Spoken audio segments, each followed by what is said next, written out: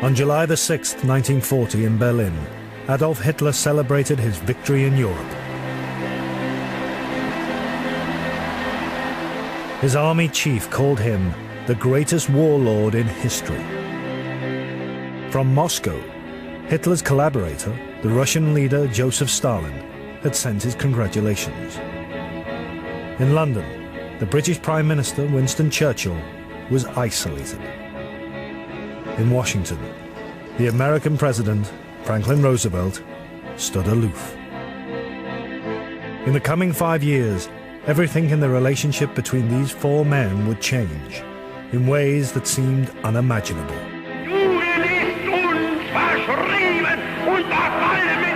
While their nations fought a war of weapons, these four great warlords of the 20th century fought a war of the mind. What started as a European war has developed into a war for world domination. At the heart of this private war was a series of psychological duels in which they lied, schemed, charmed, flattered, and deceived to win. What was curious was that these duels took place not between enemies, but between men who at the time were allies. Yet their behavior was egotistic, tempestuous, monstrous, and politically, despite the rosy glow in which some are seen today, always selfish. We shall never cease to persevere against them until they have been taught a lesson which may... The duels of the warlords decided the strategy for the greatest battles in history. They were also the epicenter of a seismic shift in world power. From the age of European empires to the age of two ideologically opposed superpowers, with devastating consequences for hundreds of millions of people.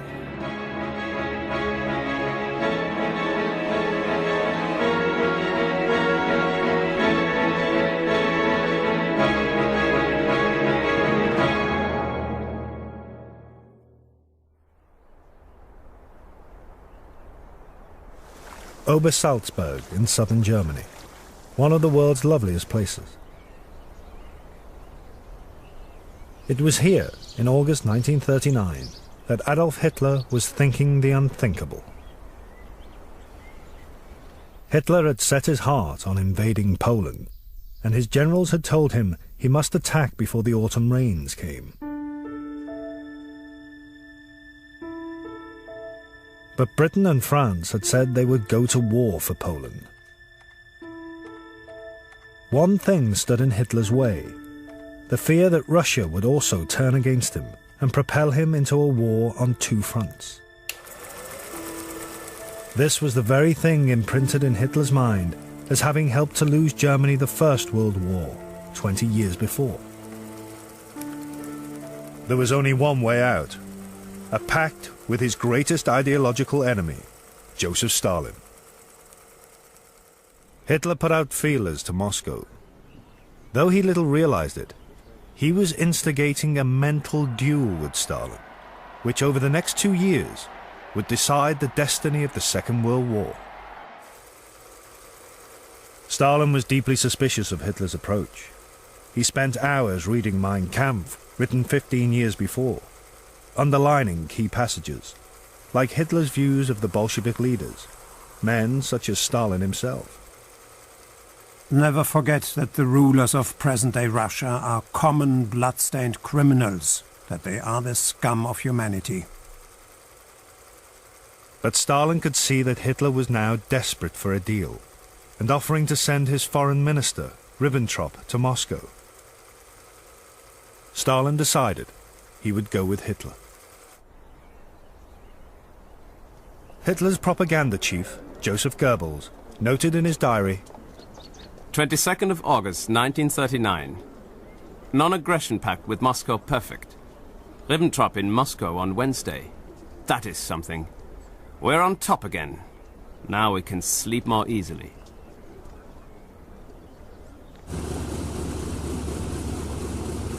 On August the 23rd, Ribbentrop landed in Moscow. But Hitler needed one piece of reassurance. He sent his personal photographer, Heinrich Hoffmann, to film Stalin's earlobes, to see whether they were ingrown and Jewish, or separate and Aryan. They were separate. Stalin passed Hitler's test.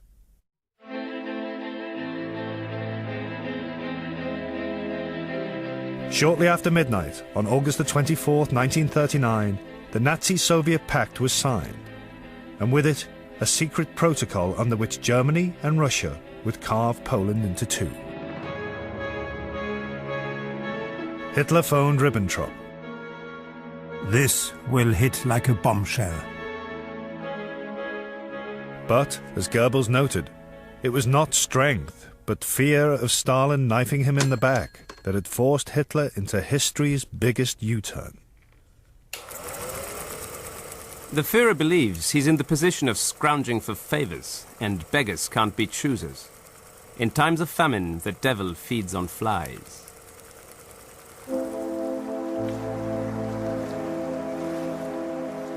In the Kremlin, Stalin proposed a toast. I know how much the German nation loves its Führer. I should therefore like to drink his health.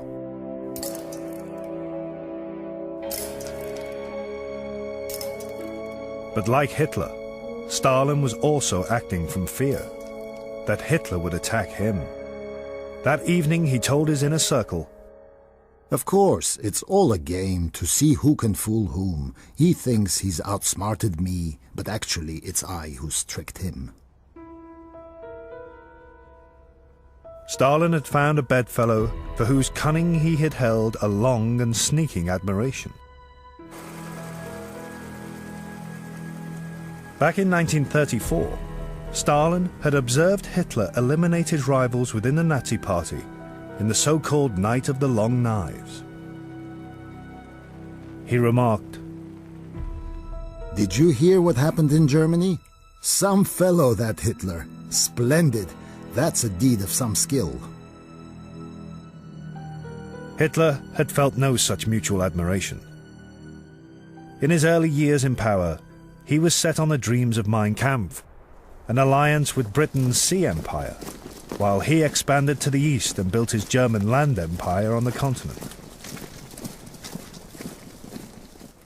Only when that plan had clearly failed did Hitler begin to see in Stalin someone he might do business with.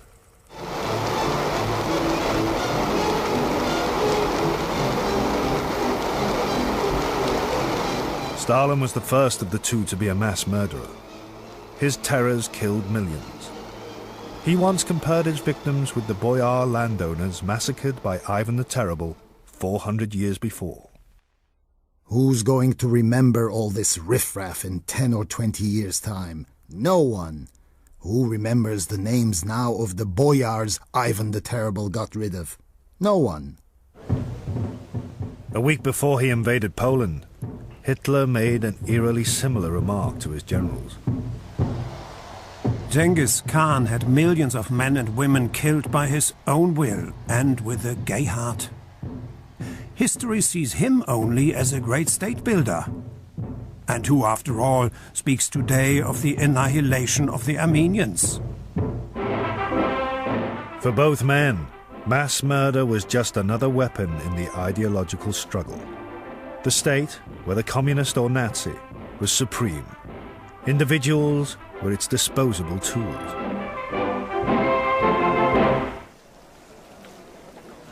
They even extended this idea to their domestic lives. Hitler had secret mistresses, most notably Eva Braun. But in public, no woman could come between him and his nation. One of his secretaries recalled that he emphasized again and again, My lover is Germany. Stalin did marry, twice, and had children. But the suicide of his second wife, Nadia, in 1932, further brutalized him. Echoing Hitler, he told an associate, A true Bolshevik shouldn't and couldn't have a family because he should give himself wholly to the party. Stalin told his son, Vasily. I'm not Stalin. Stalin is Soviet power. Now, in August 1939, these two great ideologically opposed warlords were inextricably linked. 8 days after the signing of the pact, Hitler invaded Poland. Britain declared war. Winston Churchill rejoined the British cabinet. Stalin publicly supported his Nazi collaborator. He told the world, "It is not Germany who has attacked England and France, but England and France who have attacked Germany." The enslavement of Poland further united the two extreme proponents of totalitarian violence. SS units killed 60,000 Jews and members of the Polish ruling class. It was Hitler's first experience of mass murder and profoundly influenced him. It showed him his followers would actually do it. Stalin's secret police, the NKVD, long versed in mass killing, would carry out similar massacres in the east of Poland. Among their victims were more than 20,000 Polish officers and political prisoners whose bodies would be discovered 3 years later. As their secret police mutilated Poland, the two dictators faced their destinies hand in hand. Over the next 2 years, in a mind war unparalleled in world history, they would both become gripped by a series of delusions that would lead them into colossal error and the bloodiest conflict there has ever been.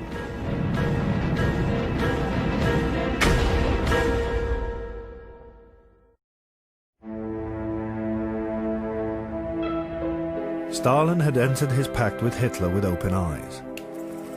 He never doubted he was supping with the devil. But he believed the pact would give the Soviet Union both protection and opportunity. Just a week after the Nazis invaded Poland, he told his inner circle, "A war is on between two groups of capitalist countries. Hitler, without understanding it or desiring it, is shaking and undermining the capitalist system. We can maneuver, pit one side against the other to set them fighting with each other as fiercely as possible."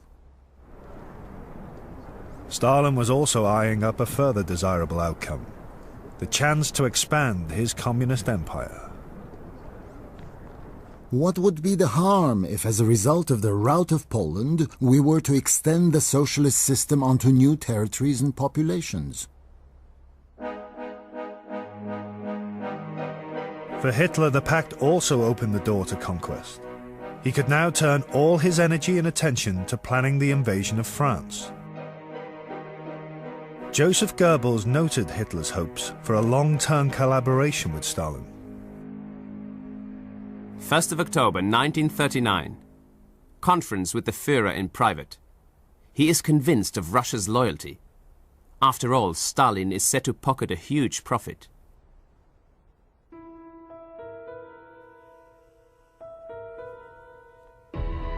But Stalin saw no such loyalty in Hitler. Mein Kampf was etched in his mind. Above all, Hitler's youthful ambitions to conquer Russian territory for the new German Reich. If we speak of territory in Europe today, we can primarily have in mind only Russia and her vassal border states. Because he calculated that Hitler might still one day turn on him, Stalin set out to build a line of buffer zones to protect himself against possible Nazi attack. He forced the Baltic states, Lithuania, Estonia, and Latvia, to accept Russian garrisons. He told a Latvian delegation, "There has been an unexpected turn, but one cannot rely upon it. We must be prepared in time. Others who were not prepared paid for it. The Germans might attack."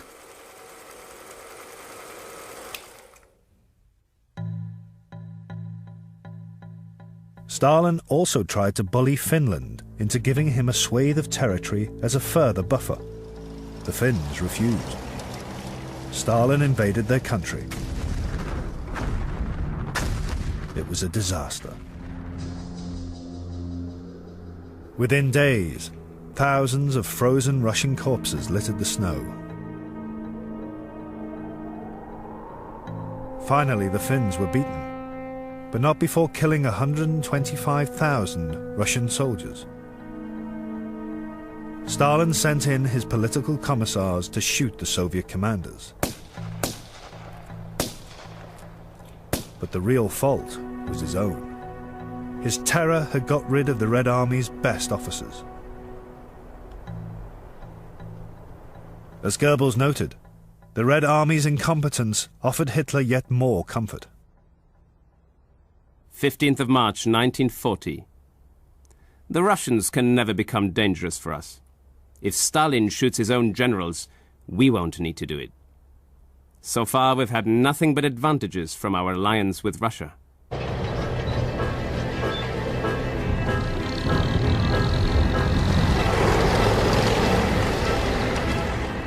On May the 10th, 1940, Hitler, with his Eastern Front secured by Stalin, launched his blitzkrieg to the west.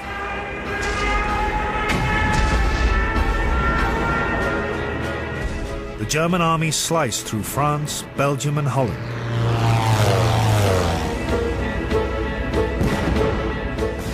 The British were driven from the continent. For Hitler, it was a triumph. For Stalin, a disaster. Nikita Khrushchev, later Russia's Prime Minister, recalled Stalin's reaction to Hitler's lightning victories. I remember being with Stalin. He was extremely nervous. He was racing around, cursing like a cab driver. He cursed the French. He cursed the English. How could they allow Hitler to defeat them, to crush them? Stalin not only saw the superiority of the German army, he knew that the Germans sensed our weakness because of the war we had fought with Finland.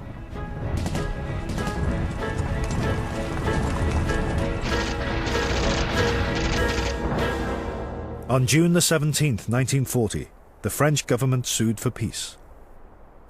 The long-lasting and mutually destructive war of the capitalist and fascist states, which Stalin had so gleefully anticipated, was over in a trice. The next day, as Hitler celebrated in Munich with the Italian dictator Mussolini, Stalin, with gritted teeth, sent his congratulations on the Wehrmacht's splendid success.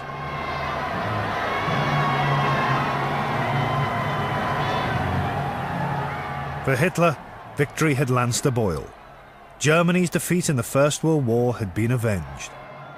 Now, for the first time in his political life, he wanted a rest from conquest, and, reverting to his old instincts, peace with Britain. The Italian foreign minister, Count Galeazzo Ciano, was also in Munich and observed Hitler's state of mind.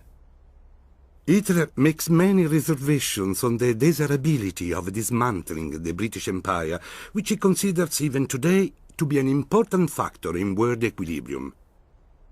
Hitler is now like the gambler who, having made a big win, would like to leave the table risking nothing more. But Stalin feared that Hitler, having won his victory in the West, might immediately be tempted by his long-held ambition of expanding to the east.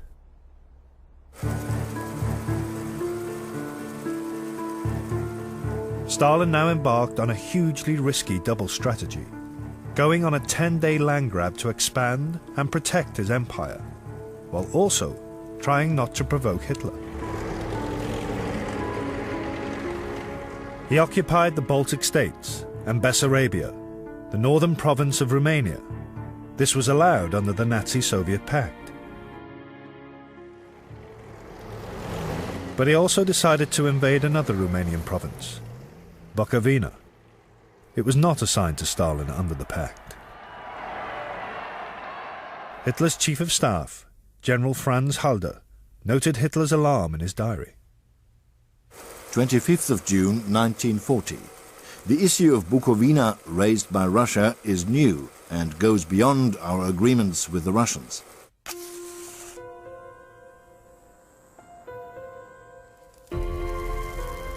At precisely this moment, Stalin's duel with Hitler took a second, unexpected twist. The Soviet leader received his first letter from Winston Churchill, who'd become British Prime Minister on the day Hitler launched his Blitzkrieg. It was an appeal to Stalin to beware of Hitler and come over to Britain's side. Stalin did not reply. Instead, to show Hitler his loyalty, he reported Churchill's approach to Berlin.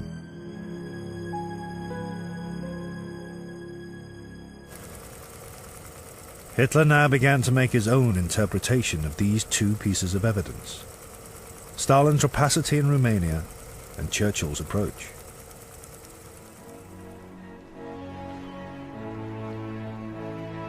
Before the war, Hitler had described to his adjutant his secretive mental processes. Bear in mind that my brain works like a calculating machine. Each person who makes a presentation to me introduces into this calculating machine a small wheel of information. There forms a certain picture or a number on each wheel. I press a button and there flashes into my mind the sum of all this information.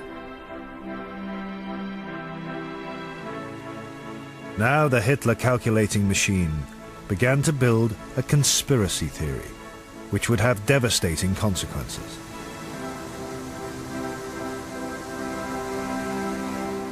On July the 6th, 1940, Hitler, the victor in Europe, returned to Berlin to a hero's welcome. Our wonderful July sun shines all over the place. An unimaginable ecstasy fills the city. The crowd roars. The station looks like a great banqueting hall. Then the Führer arrives. A roar of joy fills the station.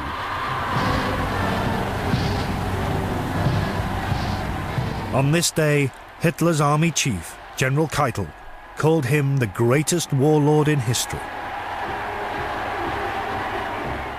But amid his triumph, Hitler was increasingly tormented by one overriding thought. As far as he was concerned, he had won the war. So why did the British not recognize that fact and make peace with him? He began to convince himself that there must be some external factor that Britain and Churchill were relying on.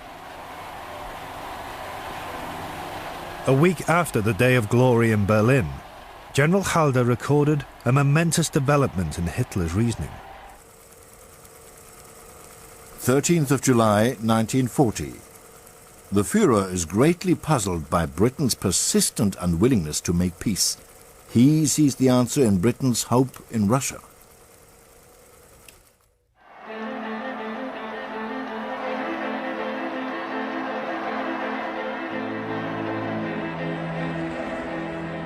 On July the 19th, 1940, in a speech to the Reichstag, Hitler made his final plea for peace to Britain. Churchill and the British were not interested. Later that day, a further wheel of information from the United States entered Hitler's mind. Franklin Roosevelt was nominated by the Democrat Party to run for president for the third time. His acceptance speech contained an attack on Nazi aggression. Hitler was now seeing spectres across the globe. 22nd of July, 1940. Führer's view. Reasons for continuation of war by Britain. 1. It hopes for a change in America. 2. It puts hope in Russia. Stalin is flirting with Britain to keep her in the war and tie us down.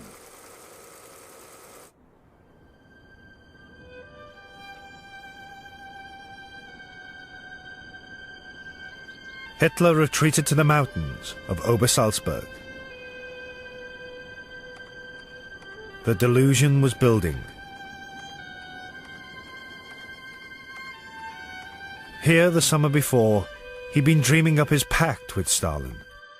Now he suspected him.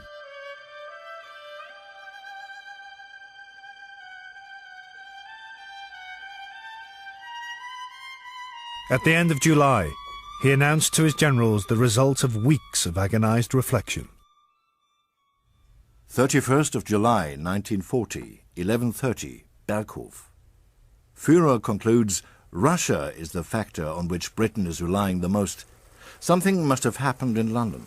The British were completely down. Now they have perked up again. With Russia smashed, Britain's last hope would be shattered. The sooner Russia is crushed, the better. If we were to start in May 1941, we would have 5 months to finish the job. It was, as yet, only an idea. But two enormous delusions, the first that he had already won the war, and the second that some secret deal was brewing between Britain and Russia, were leading Hitler down the road to catastrophe.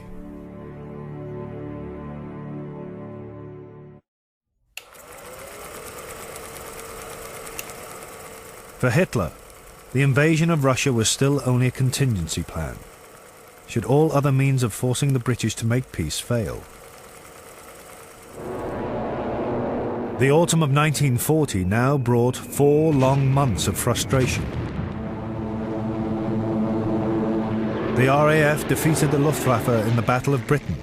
Plans for a cross-channel invasion were quietly shelved.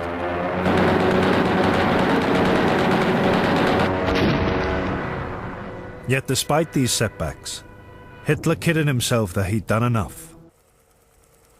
15th of October 1940. Führer on military situation. War is won. Rest is mere question of time.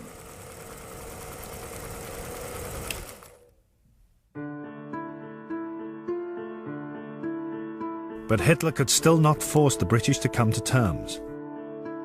And he had become split-minded about Russia, moving troops nearer her borders, but also wanting Stalin to join him in the fight against Britain.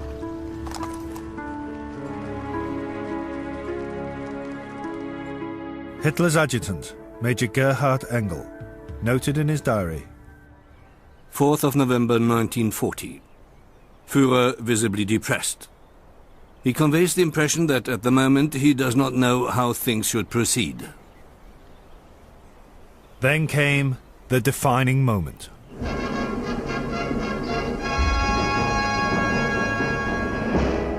On November the 12th, 1940, the Russian Foreign Minister, Vyacheslav Molotov, arrived in Berlin at Hitler's invitation.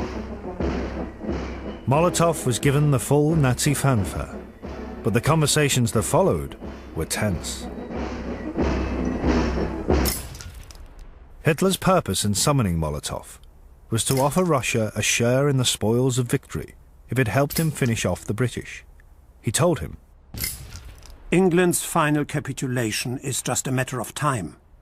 Fragments of its empire will be left all over the world. It's time to think about division of this property without a master after our victory.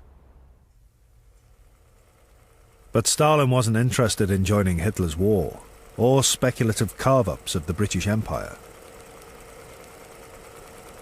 His instructions to Molotov were to find out what Hitler's troops were up to in Finland and Romania, places right on his doorstep.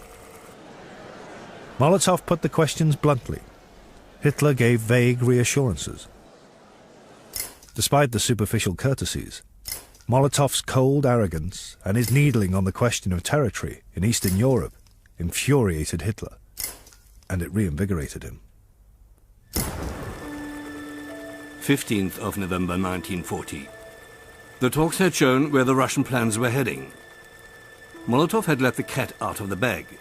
Führer was really relieved. It would not even remain a marriage of convenience.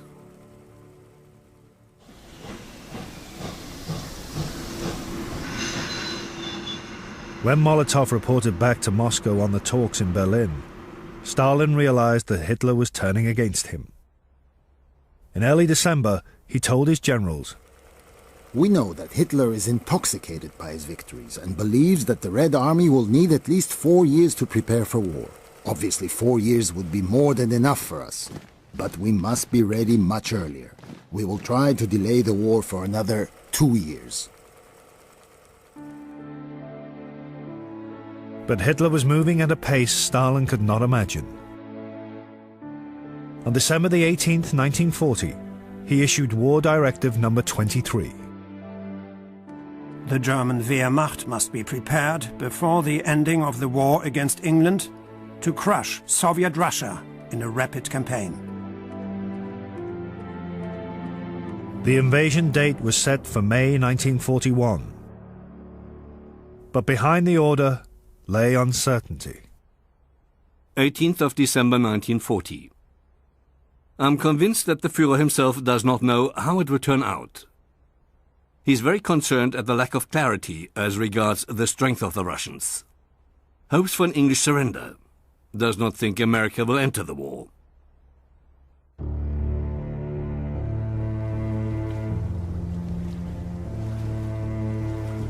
Hitler had finally made the momentous decision. A war on 2 fronts. The very thing he'd sought to avoid when he first made his pact with Stalin. But he'd deluded himself that one front, Britain, was already won. It simply required a knockout blow against Russia for the British to understand their defeat. Hitler's line of reasoning never began to occur to Stalin. He believed that Hitler either had to beat Churchill or make a deal with him before he could think of turning against Russia. In early 1941, he told Politburo members, "We must cherish no illusions. Fascist Germany is clearly preparing for an attack on the Soviet Union.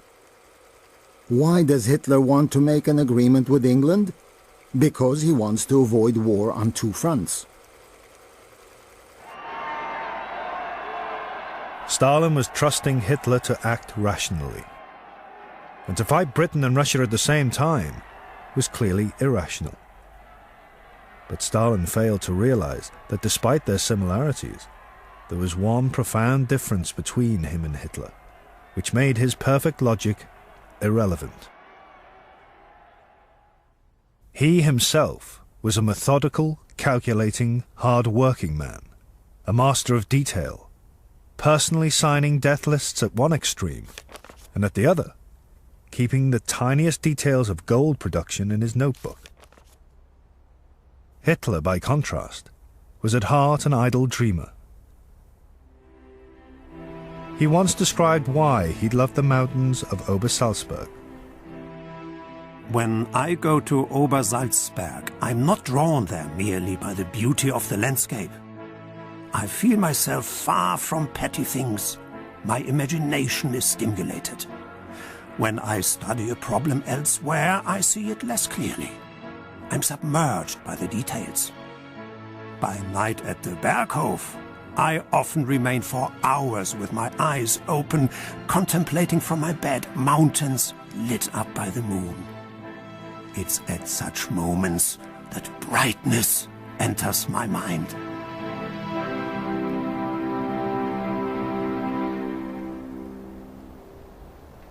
For Hitler, the big idea was never to be disrupted by small facts.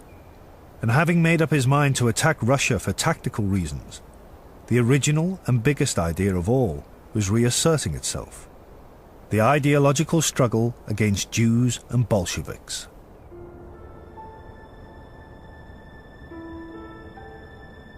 Throughout 1940, Hitler had hardly mentioned the Jews. But on January the 30th, 1941, in his traditional speech marking the anniversary of the Nazis' rise to power, he repeated a chilling threat he'd first made before war broke out. Wenn es dem internationalen Finanzjudentum in und außerhalb Europas gelingen sollte, die Völker noch einmal in einen Weltkrieg zu stürzen, dann wird das Ergebnis nicht die Bolschewisierung der Erde und damit der Sieg des Judentums sein, sondern die Vernichtung der jüdischen Rasse in Europa.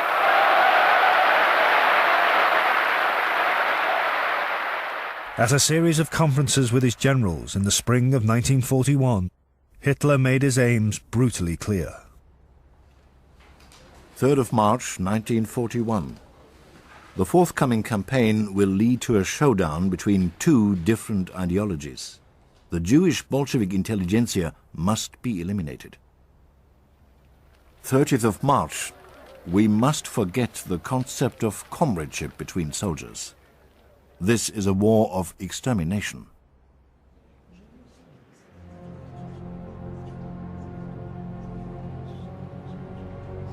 While Hitler planned his annihilation, Stalin still believed he had at least a year to prepare. On April the 13th, 1941, he moved to protect his back, signing a pact with Hitler's ally, Japan. Stalin was thrilled with his coup and got happily tipsy with the Japanese foreign minister, Matsuoka. But he was still following his double strategy. As he said goodbye to Matsuoka, the German military attaché in Moscow was present. Stalin told him, "We must remain friends, and you must now do everything to that end. We will stay friends with you, whatever happens." But Stalin knew such long-term friendship was a fantasy.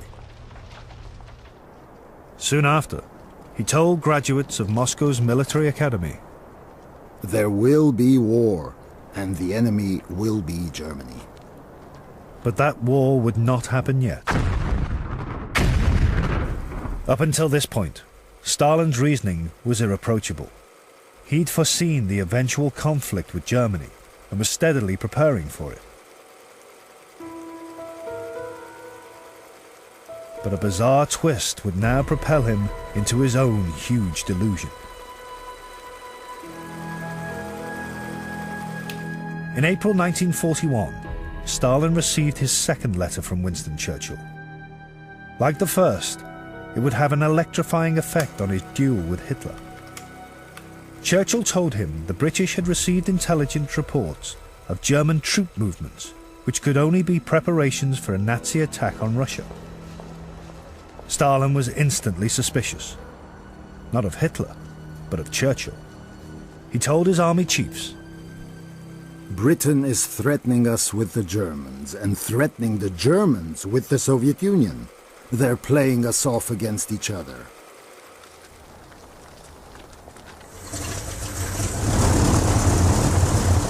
Then on May the 10th, 1941, in one of the war's strangest moments, Hitler's deputy, Rudolf Hess, took off from Germany in a Messerschmitt fighter, flew across the North Sea, and parachuted to the ground in Scotland. At that time, Stalin's assistant, present at his key meetings, was Yuri Chidayev, who noted down and later typed up everything Stalin said. From Chidayev's secret, unpublished record, it is possible to piece together how Churchill's message and Hess's flight began to lead Stalin towards a conspiracy theory, which would have immensely destructive consequences for his country. 3 days after Hess landed, Chidayev recorded the interpretation Stalin gave of these two events. On the one hand, Churchill sends us a personal message in which he warns us about Hitler's aggressive intentions. And on the other hand, the British meet Hess, who is undoubtedly Hitler's confidant. What is the conclusion then? Apparently, when Churchill sent us his personal warning, he believed that we would activate our military machine. Then Hitler would have a direct and fair reason to launch a preventive crusade against the Soviet Union. In Stalin's eyes, Churchill's warning was deliberately designed to provoke a war between Germany and Russia. And Churchill was meeting Hess to tell Germany it should strike first. As he brooded on this idea, Stalin concluded that Churchill was not the only provocateur. On June the 5th, he told his military chiefs, England, France, and America see in Germany the only hope to get rid of Bolshevism, and therefore help the Nazis in all possible ways in their crusade to the East.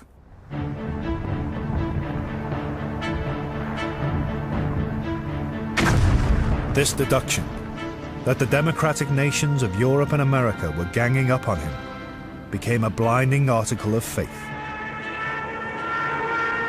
Throughout May and June, intelligence reports gave warning after warning of imminent German attack. Stalin dismissed every one of them as part of the great conspiracy to provoke him.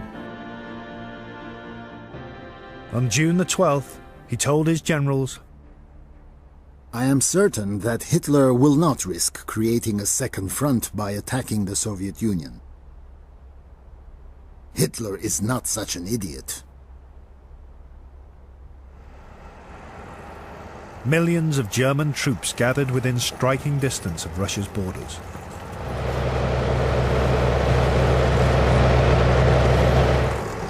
Operation Barbarossa, as it was now called, was scheduled for 10 days' time, June the 22nd. The duel between Hitler and Stalin was reaching its endgame.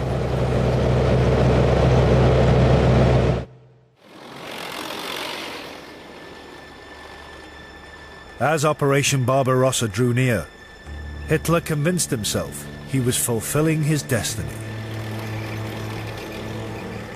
On June the 16th, 1941, with 6 days to go, he told Goebbels, That which we have spent our lives fighting, we will now annihilate. Whether right or wrong, we must win. And when we have won, who will ask about the method? That day, a Soviet spy in the Luftwaffe sent yet another warning of imminent German attack. Stalin retorted, Tell the source in the staff of the German Air Force to f his mother. On June the 18th, Stalin's two top generals, Zhukov and Timoshenko, pleaded with him for a full alert. Stalin reminded them that Hitler could not attack without first doing a deal with Britain. You have to realize that Germany will never fight Russia on her own. You must understand this. On June the 20th, 2 days to go, Hitler chose his fanfare for victory. A passage from Liszt's symphonic poem, Les Préludes.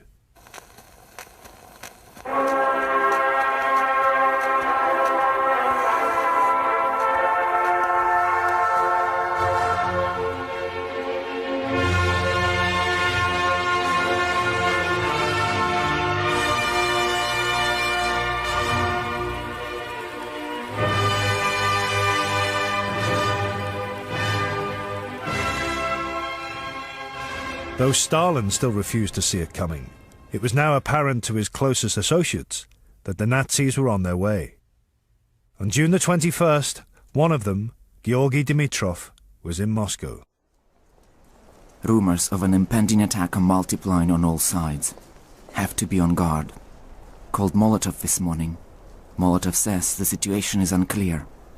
There is a major game underway.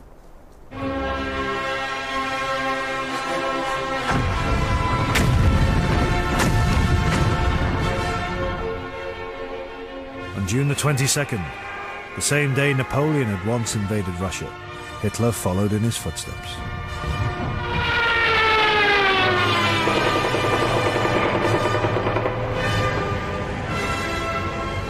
At 3:30 a.m., the attack begins. The greatest deployment in world history. The Führer is as if released from a bad dream, the nearer we get to the decisive moment. All his tiredness seems to disappear. I'm given a deep insight into his thoughts. We have no option but to attack. This cancerous abscess must be cauterized. Stalin will fall. At 7 a.m., I was urgently summoned to the Kremlin. Germany has attacked the USSR. The war has begun. Stalin to me. They attacked us without declaring any grievances, without demanding any negotiations. They attacked us viciously, like gangsters. Stalin's great conspiracy theory that the democracies were plotting to provoke him was shattered. His misreading of Hitler, the man he'd viewed as a rational strategist, was total. Hitler had completed an extraordinary mental journey. A year before, he had seen the invasion as a tactic to make Britain crumble. Now the ideology with which he had set out 20 years before had once again taken pride of place.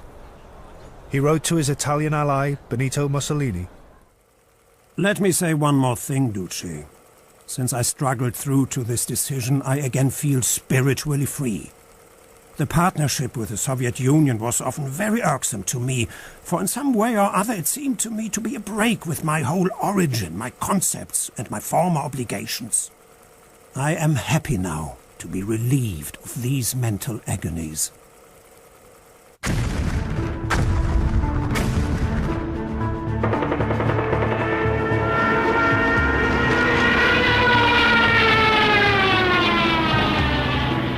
While Operation Barbarossa cleansed Hitler, it only shocked and depressed Stalin.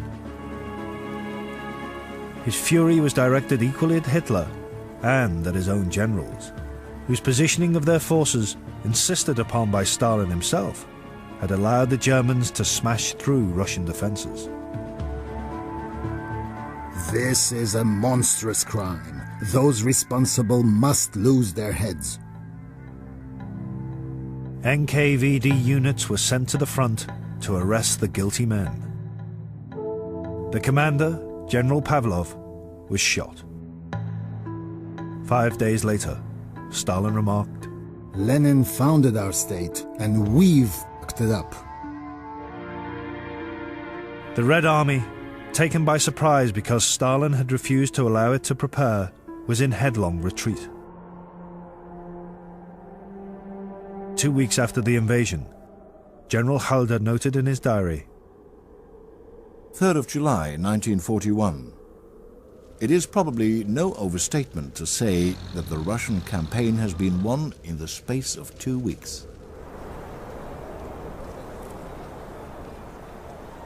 Militarily, Barbarossa turned the war on its head, and his experience with Hitler also had a vital psychological effect on Stalin. He later remarked, "When you're trying to make a decision, never put yourself into the mind of the other person, because if you do, you can make a terrible mistake." Stalin had lost the mind game. Hitler had outwitted him. But Hitler would be the eventual loser. His decision to attack Russia signed the death warrant of his own dreams of empire and of European imperialism in general.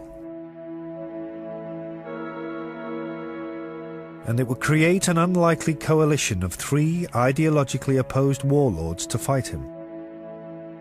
But the relationship between the 2 great Democrats in that coalition began with another mental duel, which ran in parallel with the duel of the dictators.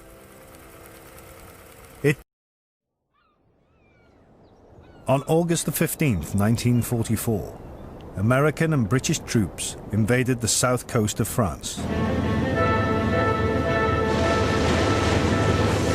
Unlike D-Day in Normandy 10 weeks before, Operation Dragoon, as it was called, has passed by relatively unnoticed.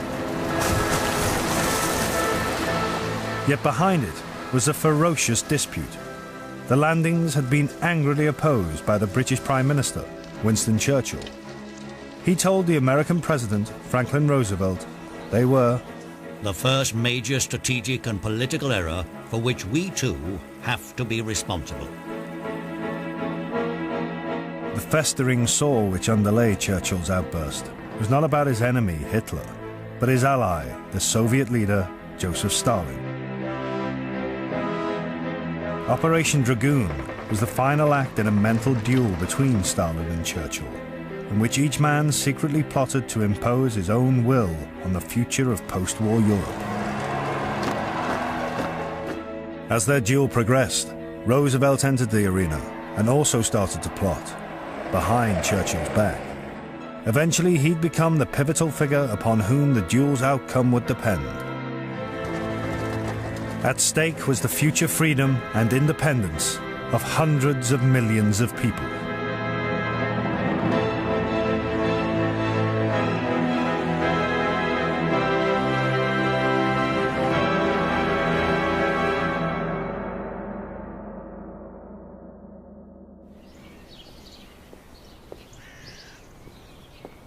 On the evening of Saturday, June the 21st, 1941, Winston Churchill held a dinner party at Chequers, the Prime Minister's country residence, in the Chiltern Hills outside London.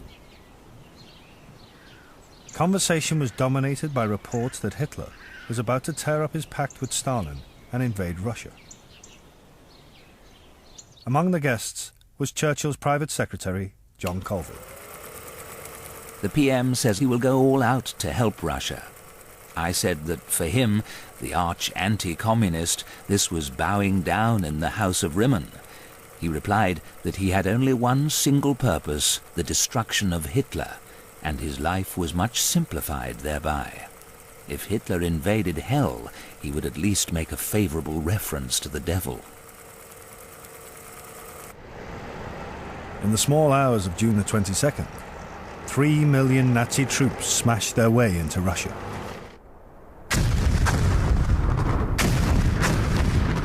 Immediately, the arch anti-communist welcomed Stalin as an ally. But Stalin remained suspicious of Churchill and believed that what he really wanted was for Germany and Russia to destroy each other. Churchill, for his part, feared that Stalin would do another deal with Hitler. In December 1941, the British Foreign Secretary, Anthony Eden, went to Moscow to start negotiations for a formal treaty with Russia, which would try to dispel these mutual suspicions.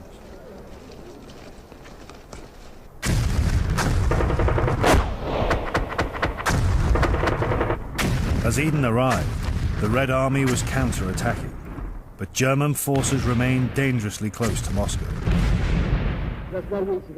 Even so, Stalin was already thinking long-term. He intended to exact his price for carrying the brunt of the fight, particularly territory. Eden noted Stalin's demands. January the 3rd, 1942. As regards the special interests of the Soviet Union, Stalin desired the restoration of the position in 1941 prior to the German attack, in respect to the Baltic states, Finland and Bessarabia. Stalin also wanted back the eastern part of Poland. In sum, all the territory he'd grabbed as part of the Nazi-Soviet Pact of 1939.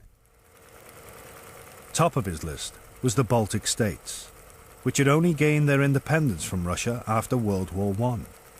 Eden told Churchill, I am clear that this question is for Stalin the acid test of our sincerity. Nothing we in the United States of America can do or say will affect the situation at end of war. If the Russians are victorious, they will be able to establish these frontiers, and we shall certainly not turn them out.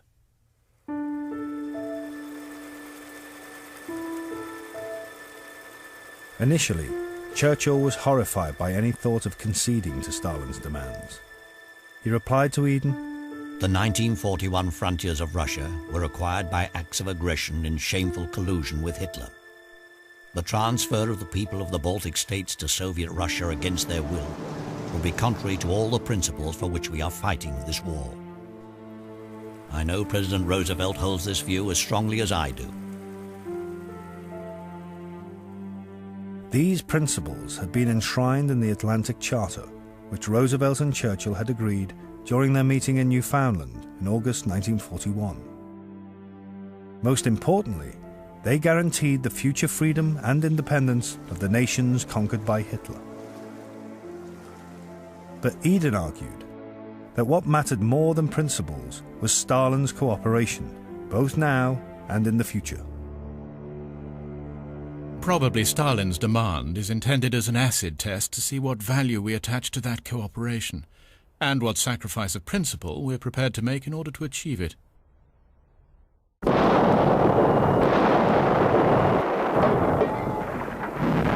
In the coming weeks, Churchill's attitude began to be coloured by disastrous turns in the war. In the Far East, Singapore had fallen to the Japanese. The Battle of the Atlantic was grim. Finally, Churchill did an about-turn. On March the 7th, 1942, he wrote to Roosevelt that the Baltic states could be sacrificed to keep Stalin on side. The increasing gravity of the war has led me to feel that the principles of the Atlantic Charter ought not to be construed so as to deny Russia the frontier she occupied when Germany attacked her.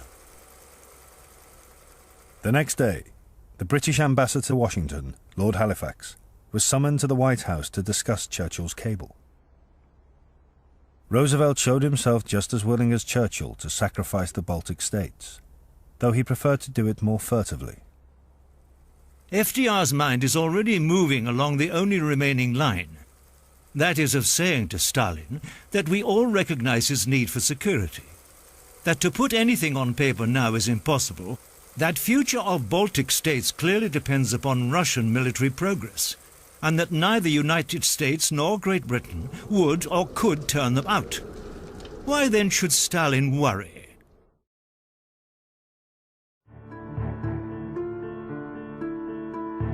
As early as March 1942, Churchill and Roosevelt had shown themselves willing to give away the future freedom of 3 independent nations.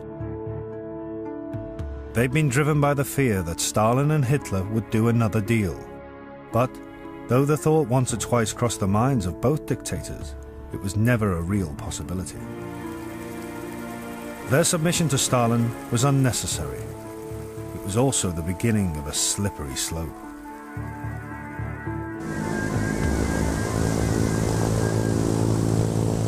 In May 1942, Stalin's foreign minister, Vyacheslav Molotov, dashingly clad in his flying gear, landed in Scotland. The first trip to Britain by a top Bolshevik since the Revolution. Having nipped back into his plane to change into his suit, he took the train down to London. There he was to finalize the treaty between Britain and Russia, which would conclude the negotiations begun in Moscow 5 months before. Stalin had given Molotov an extensive shopping list of territory that Britain must agree as part of the post-war Soviet Union. Then, suddenly, while Molotov was in London, Germany launched its summer offensive in Russia. 3 Soviet armies were being smashed at the Battle of Kharkov.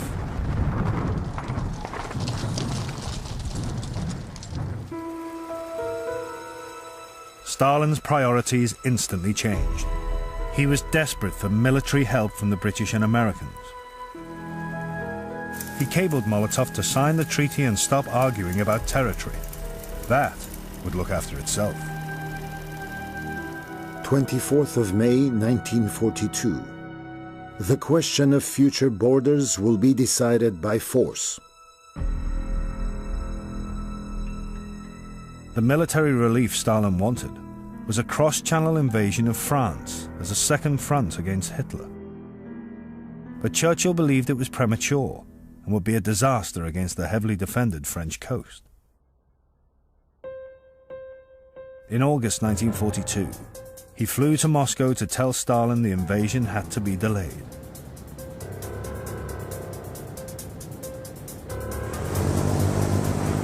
It was an epic, dangerous journey. Some 40 hours flying in a stripped-out American bomber via Gibraltar, Cairo, and Tehran in 4 long overnight stretches. His first steps on Russian soil came with a Churchillian rallying cry. We will continue hand in hand like comrades and brothers until every vestige of the Nazi regime has been beaten into the ground. General Alan Brooke, the British Chief of Staff, accompanied Churchill. He recorded this first ever face-to-face meeting of any of the other warlords with Stalin. August the 13th, 1942. The two leaders, Churchill and Stalin, are poles apart as human beings. And I cannot see a friendship between them, such as exists between Roosevelt and Winston. Stalin is a realist, with little flattery about him. Facts only count with him. Plans, hypotheses, future possibilities mean little. At their first meeting, Churchill said the invasion of France must be postponed till 1943. He then projected a vision of his alternative plan. He told Stalin that first the Allies would land in the northwest of Africa and drive the Germans out. Then he drew a map in the shape of a crocodile. The hard snout, he explained, was the heavily defended coast of France. Churchill said that rather than invade there, he wanted to attack Hitler in what he called the soft underbelly of Europe, the Adriatic and the Balkans. Stalin questioned him curtly, but politely. The next day, Stalin's mood turned vicious. He accused the British of cowardice. You British are too afraid to fight the Germans. If you tried it like us Russians, you would not find it so bad. Churchill reacted with eloquent fury. I have come all round Europe in the midst of my troubles. Yes, Mr. Stalin, I have my troubles as well as you, hoping to meet the hand of comradeship. And I am bitterly disappointed I have not that hand. Later that night, Churchill told his staff he would leave Moscow forthwith. But Stalin had been impressed by Churchill's passion, and on the third night, a banquet at the Kremlin broke the ice. From the beginning, vodka flowed freely and one's glass kept being filled up. The tables groaned under every description of hors d'oeuvre and fish, etc. Molotov was opposite Stalin and started proposing toasts within 5 minutes of our having sat down. These toasts went on continuously. By the end of the dinner, Stalin was quite lively, walking around the table to click glasses with various people he was proposing the health of. He is an outstanding man, there is no doubt about that, but not an attractive one. Whenever I look at him, I can imagine his sending off people to their doom without ever turning a hair. During the dinner, Churchill made an aside that Stalin was a peasant whom he could handle. His aides were horrified, and later, back in his room, warned him the Russians were bugging everything. Churchill said very loudly, "The Russians, I have been told, are not human beings at all. They are lower in the scale of nature than the orang-utang. Now then, let them take that down and translate it into Russian." At times, it had been touch and go, but by the end of the visit, goodwill had broken out. PM was somewhat late, and no wonder.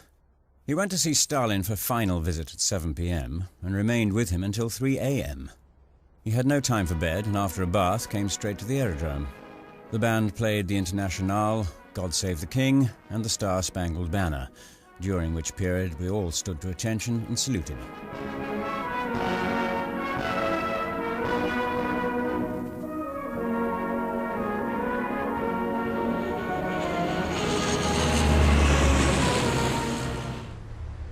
As Churchill returned to his war-torn country, he believed he had at least established a working relationship with Stalin.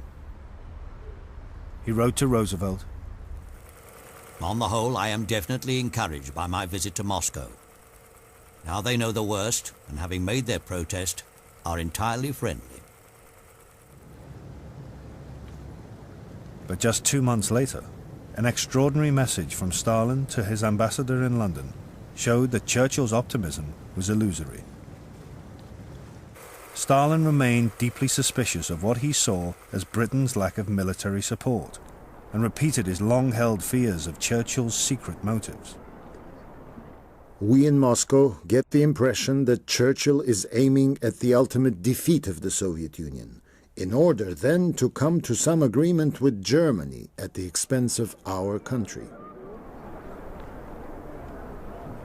Stalin even suggested that Churchill was intending to use Hitler's deputy, Rudolf Hess, who was in British captivity, as a negotiating lever with the Nazis.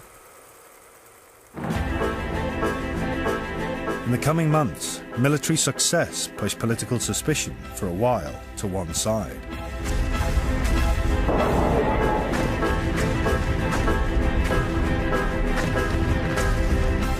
Rommel was beaten at the Battle of El Alamein. The Americans and British landed successfully in the northwest of Africa. The Russians defeated the Germans at Stalingrad. Military success was bringing the post-war world nearer.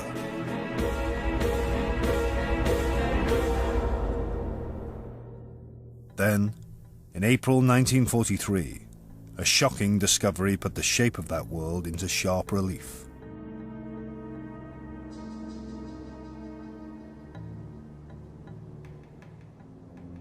Germany announced that the bodies of thousands of Polish officers had been found in Katyn Forest, shot by the Russians in the spring of 1940.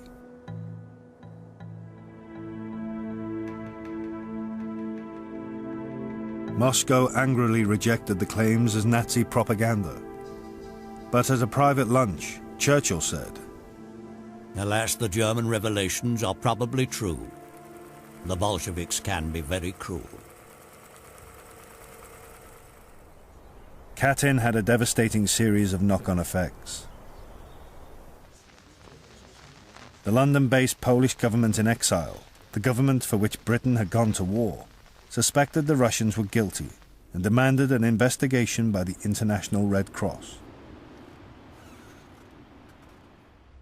Stalin said the demand by the London Poles was a hostile act against the Soviet Union. He already disliked them, as they stood for a free and independent Poland. He now used the row over Katyn as an excuse to break off relations with them.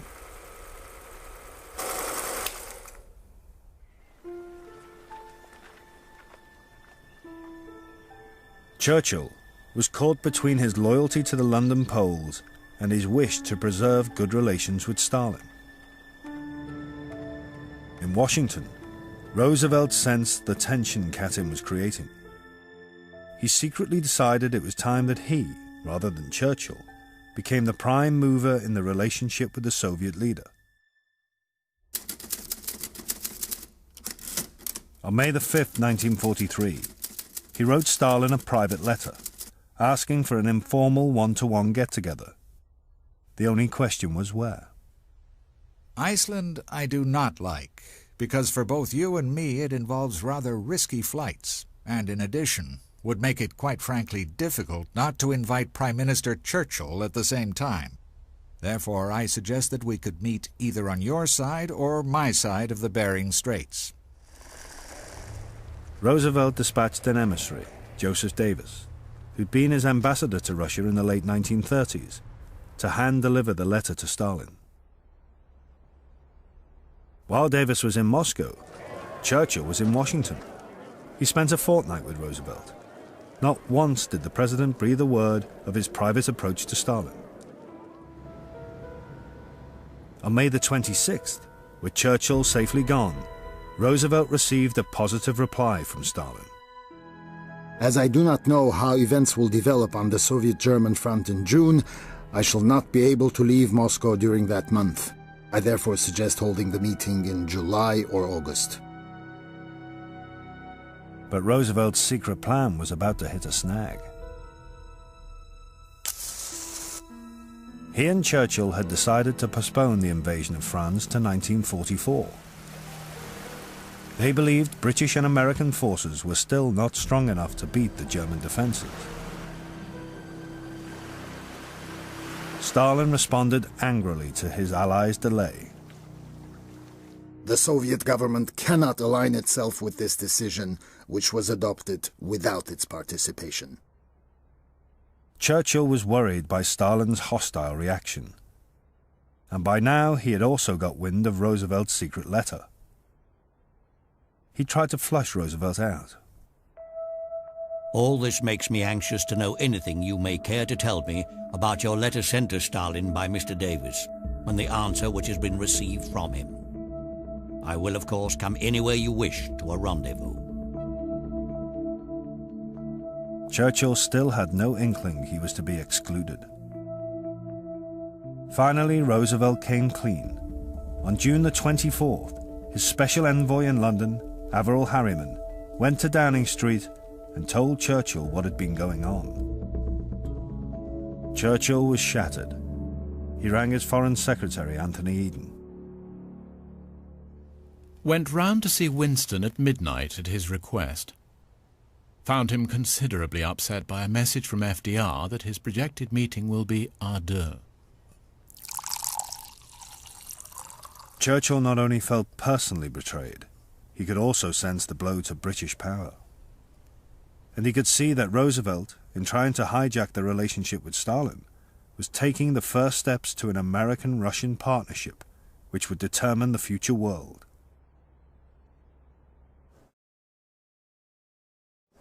The next day, controlling his emotions as best he could, he wrote one of the most important letters of his life. Former naval person to President, personal and secret. Averell told me last night of your wish for a meeting with Uncle Joe in Alaska, à deux. You must excuse me expressing myself with all the frankness that our friendship and the gravity of the issue warrant. I do not underrate the use that enemy propaganda would make of a meeting between the heads of Soviet Russia and the United States at this juncture, with the British Commonwealth and Empire excluded. It would be serious and vexatious, and many would be bewildered and alarmed thereby. Nevertheless, whatever you decide, I shall sustain to the best of my ability here.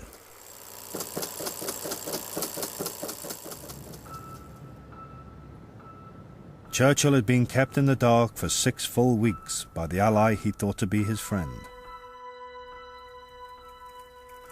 4 days later, Roosevelt replied with a flat lie. I did not suggest to Uncle Joe that we meet alone, but he told Davies that he assumed A, that we would meet alone, and B, that he agreed that we should not bring staffs to what would be a preliminary meeting. In August, Stalin finally turned down Roosevelt's request for a meeting, claiming the pressures of war as his excuse. For the moment, Roosevelt was thwarted. Beyond the deceit and the power play, the distressing episode left Churchill with a further troubling thought. Up until now, both he and Roosevelt had handled Stalin with kid gloves. But Churchill was becoming split-minded. On one side, he believed that he, as one great man, could deal with Stalin, another great man, by face-to-face diplomacy. But on the other side, the Katyn massacre had reawakened all his old fears of the Bolsheviks. A nightmare was forming, that Stalin was at the head of a Russian colossus, which would devour much of Europe before the British and Americans could get there, and create a new, totalitarian empire.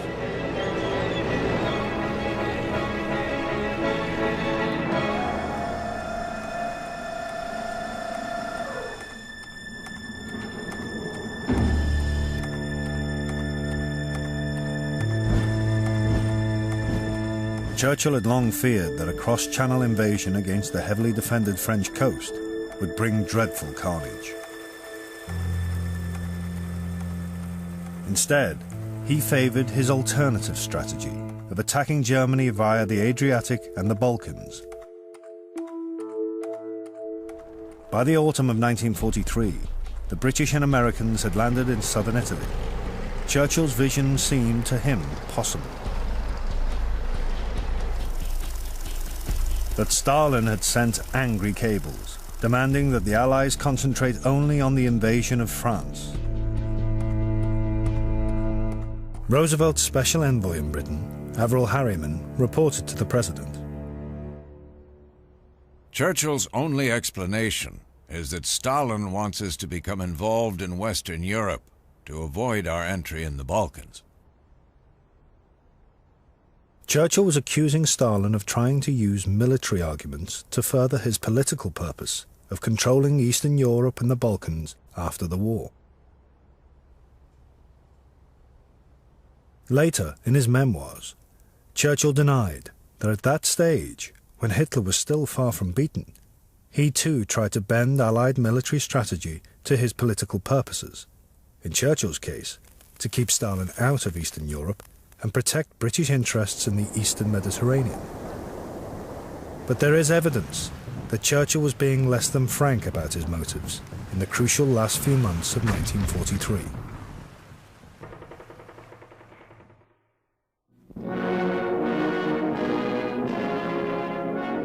In August 1943, the British and Americans met at Quebec to decide the next stage in the war. Churchill knew it would be fatal to suggest to Roosevelt that they should try to beat the Russians to the Balkans and Eastern Europe for political reasons. To Roosevelt, that would smack of the European imperialism he loathed. So Churchill argued for his alternative strategy on purely military grounds. But one chance remark revealed his inner thoughts. Stalin is an unnatural man. There will be grave troubles.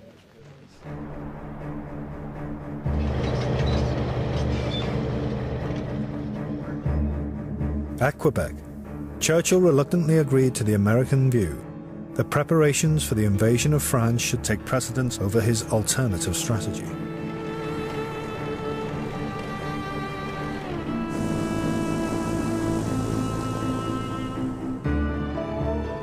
But back in London, Churchill began to renege. Further evidence of his political motives emerged at an extraordinary War Cabinet meeting in early October. The Foreign Secretary, Anthony Eden, gave an account of what happened to Oliver Harvey, his private secretary. The PM spoke for 3 hours. He talked great nonsense, and AE was furious. The PM kept saying such things as, "We mustn't weaken Germany too much. We may need her against Russia." The cabinet colleagues were horrified at all this. Churchill's remarks showed that Stalin's suspicions of 12 months before had not been so outlandish.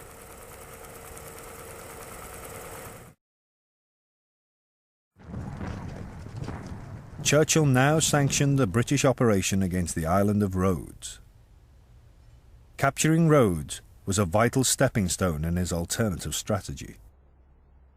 He hoped that it would bring Turkey into the war, providing an easy gateway to Eastern Europe.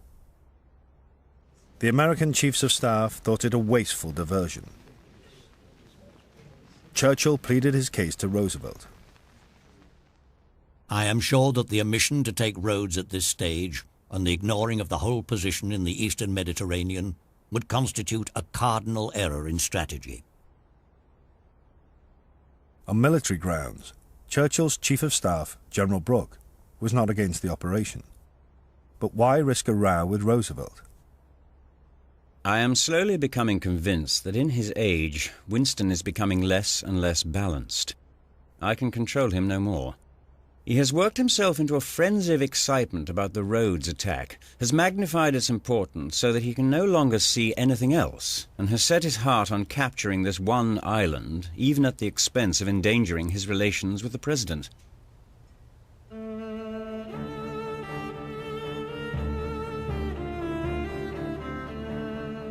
While Churchill fanatically plotted his alternative strategy, his Foreign Secretary, Anthony Eden, was attending a foreign ministers' conference in Moscow.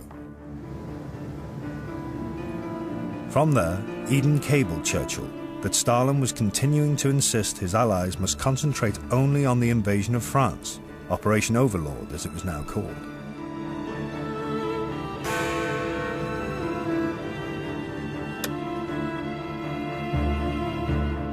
Churchill was livid. His doctor, Charles Moran, who kept contemporaneous notes of their conversations, which he later wrote up into a diary, recorded his reaction. October the 26th, 1943. When I called at number 10 this morning, I found the PM glowering over a telegram from Eden. His face was glum, his jaw set, misgivings filled his mind.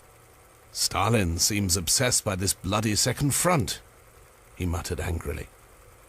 I can be obstinate too. Damn the fellow, he said under his breath.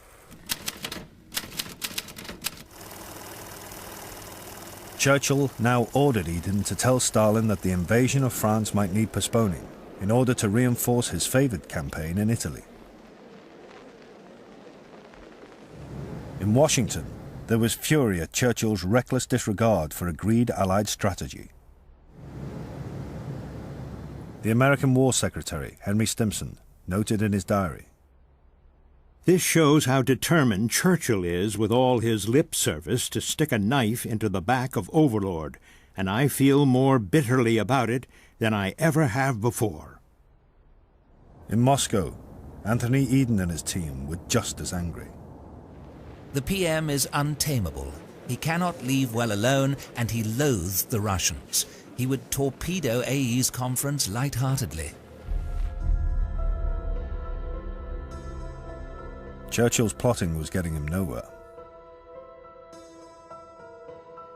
And for Stalin, the Moscow conference had one pleasing outcome. It was agreed that all liberated territories would be administered by the occupying power. Stalin told his closest associates, "Now the fate of Europe is settled. We shall do as we like with the Allies' consent." In November 1943, Churchill left Britain for a long trip, first to Malta. Amid the acclamation, he was angrier than ever. His campaign in the eastern Mediterranean was failing. German forces beat the British out of the Greek island of Leros.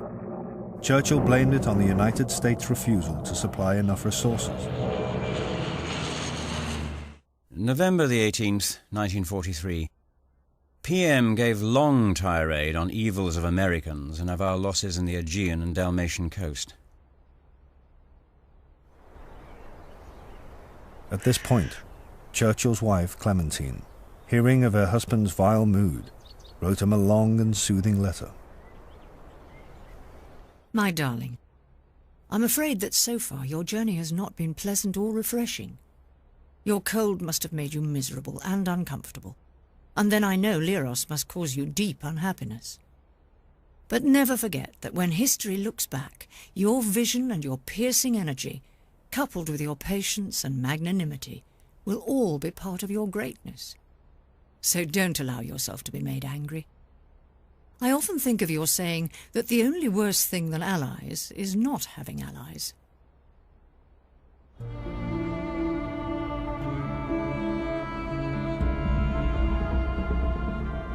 From Malta, Churchill flew to Cairo.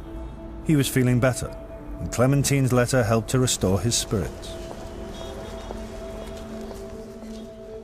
Roosevelt had also travelled to Cairo, and, once in his presence, Churchill, as always, succumbed to his charms. He told his daughter, Sarah, "I love that man." But Roosevelt refused all Churchill's pleas to discuss his alternative strategy.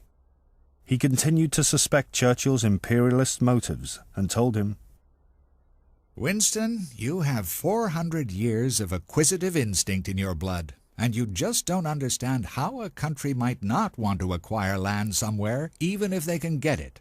A new period has opened in the world's history, and you will have to adjust yourself to it." It was said teasingly, but threw Churchill into despair. He told Harold Macmillan, the British minister in North Africa, "Germany is finished, though it may take some time to clean up the mess. The real problem is Russia. I can't get the Americans to see it."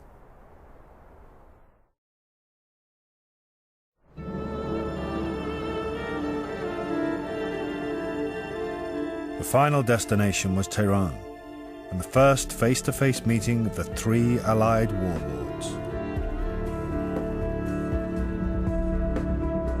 This would be the defining moment in the Churchill-Stalin duel, with Roosevelt the pivotal figure.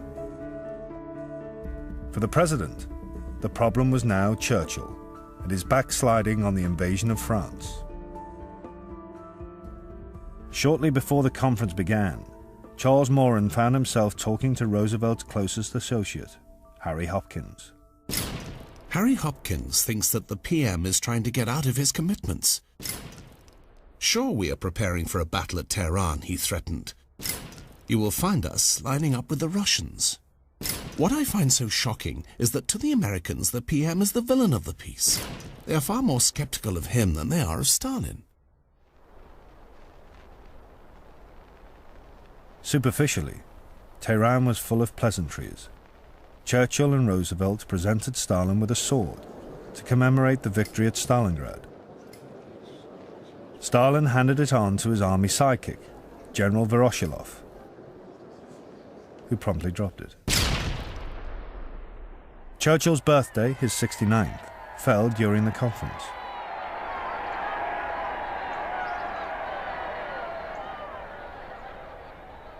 He hosted a splendid dinner, and Roosevelt gave him a valuable Kashan bowl with a note.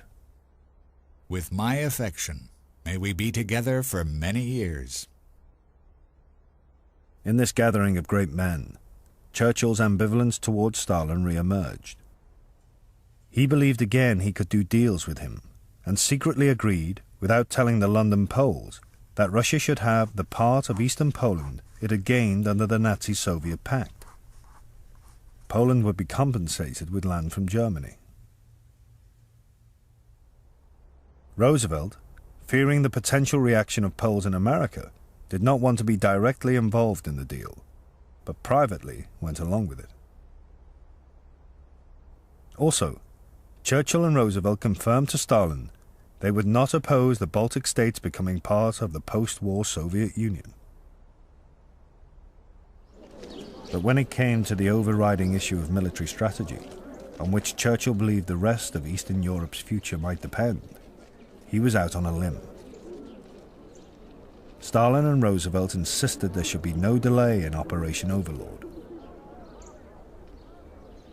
Roosevelt then left Stalin the choice of which supporting operation the British and Americans should prepare: the Eastern Mediterranean, as Churchill wanted, or a follow-up invasion of southern France. Stalin declared, "Our directive should stipulate, in conformity with the desires of the Russians, an invasion in the south of France.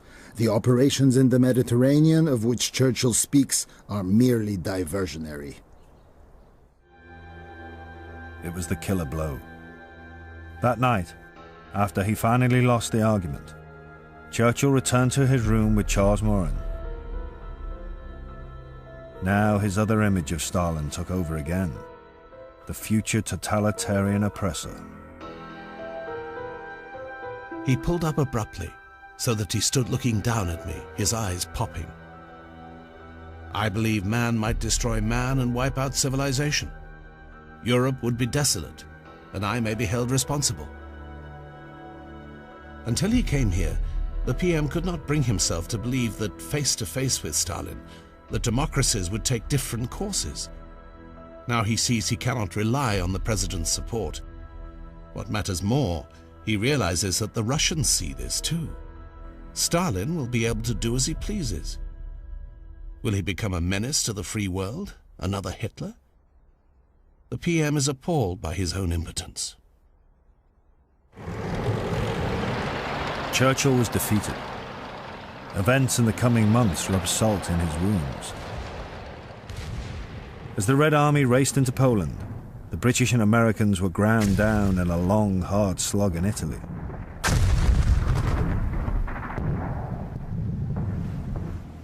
D-Day, the invasion of France, which Churchill had opposed for so long, drew near. He was a disappointed man. May the 7th, 1944. He looked very old and very tired. He said he could still always sleep well, eat well, and especially drink well, but that he no longer jumped out of bed the way he used to, and felt as if he would be quite content to spend the whole day in bed. I have never yet heard him admit that he was beginning to fail.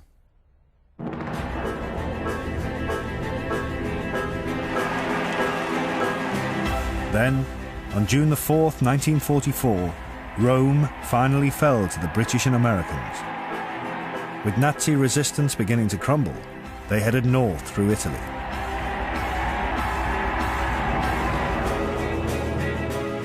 Churchill suddenly saw a last gasp opportunity.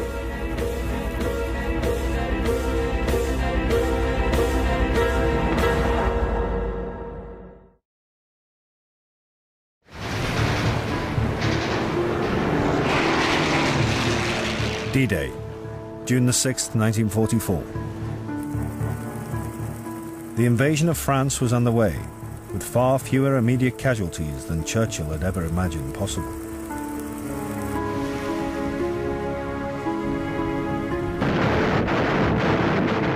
Two weeks later, the Russian army launched its summer offensive.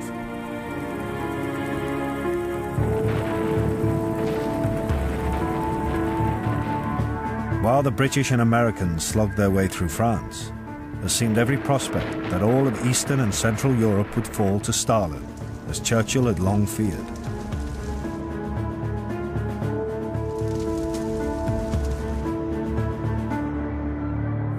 But now, at the very last minute, Churchill saw one final chance to win his duel with Stalin.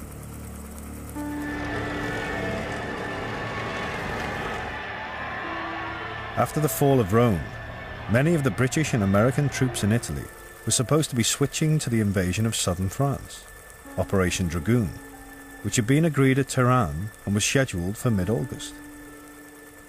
But British commanders in Italy now suggested a breakout via Trieste and Ljubljana into the Balkans and Central Europe, the very thing Churchill had always wanted his alternative strategy to achieve. The overall Allied commander, General Eisenhower, would have no truck with it. Witheringly, he cabled Roosevelt.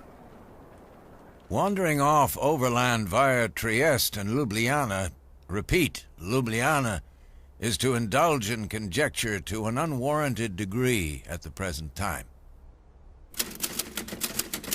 Cables flew across the Atlantic as Churchill and Roosevelt fought out the battle of strategies.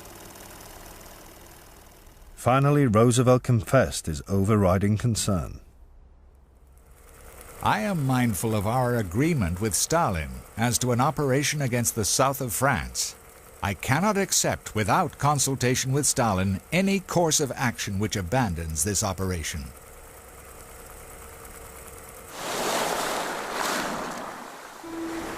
Churchill was enraged. Yet again, Stalin was dictating events. The planned invasion of southern France seemed to him pointless. On June the 30th, he drafted the strongest words he had ever written to the president. I cannot exaggerate the seriousness of this issue. The whole campaign in Italy is being ruined. If my departure from the scene would ease matters by tendering my resignation to the king, I would gladly make this contribution. But I fear that the demand of the public to know the reasons would do great injury to the fighting troops in the Mediterranean. But no one contemplated that everything that was hopeful in the Mediterranean should be flung on one side, like the rind of an orange, in order that some minor benefice might come to help the theatre of your command.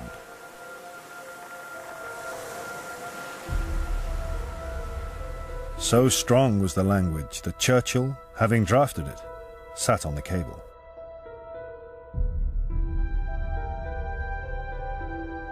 That night he met his military chiefs. General Brooke now realized the argument would get the British nowhere. June the 29th, 1944. Just back from a meeting with Winston. I thought at first we might have trouble with him. He looked like he wanted to fight the president. However, in the end, we got him to agree to our outlook, which is, all right, if you insist on being damned fools, sooner than falling out with you, which would be fatal, we shall be damned fools with you, and we shall see that we perform the role of damned fools damned well. A new telegram was drafted. Churchill reluctantly conceded, but told Roosevelt the decision was the first major strategic and political error for which we too have to be responsible. It was the first time Churchill had admitted to Roosevelt his ulterior, political motive. And as for consulting Stalin, what would be the point? As Churchill put it, with pained understatement. On a long-term political view, Stalin might prefer that the British and the Americans do their share in France in the very hard fighting that is to come, and that East, Middle and Southern Europe should fall naturally into his control.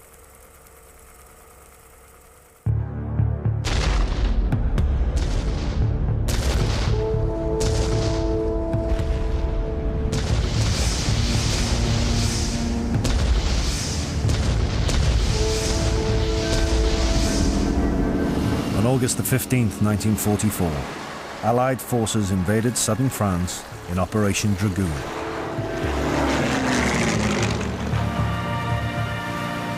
Militarily, the invasion was a success, reinforcing the push through France. As to whether Churchill's alternative strategy could have been more successful, opinion is divided. But one man agreed with him, Mark Clark, the top American general in Italy. After the war, Clark wrote, "The weakening of the campaign in Italy in order to invade southern France instead of pushing on into the Balkans was one of the outstanding mistakes of the war. Stalin knew exactly what he wanted, and the thing he most wanted was to keep us out of the Balkans. A campaign that might have changed the whole history of relations between the Western world and the Soviet Union was permitted to fade away."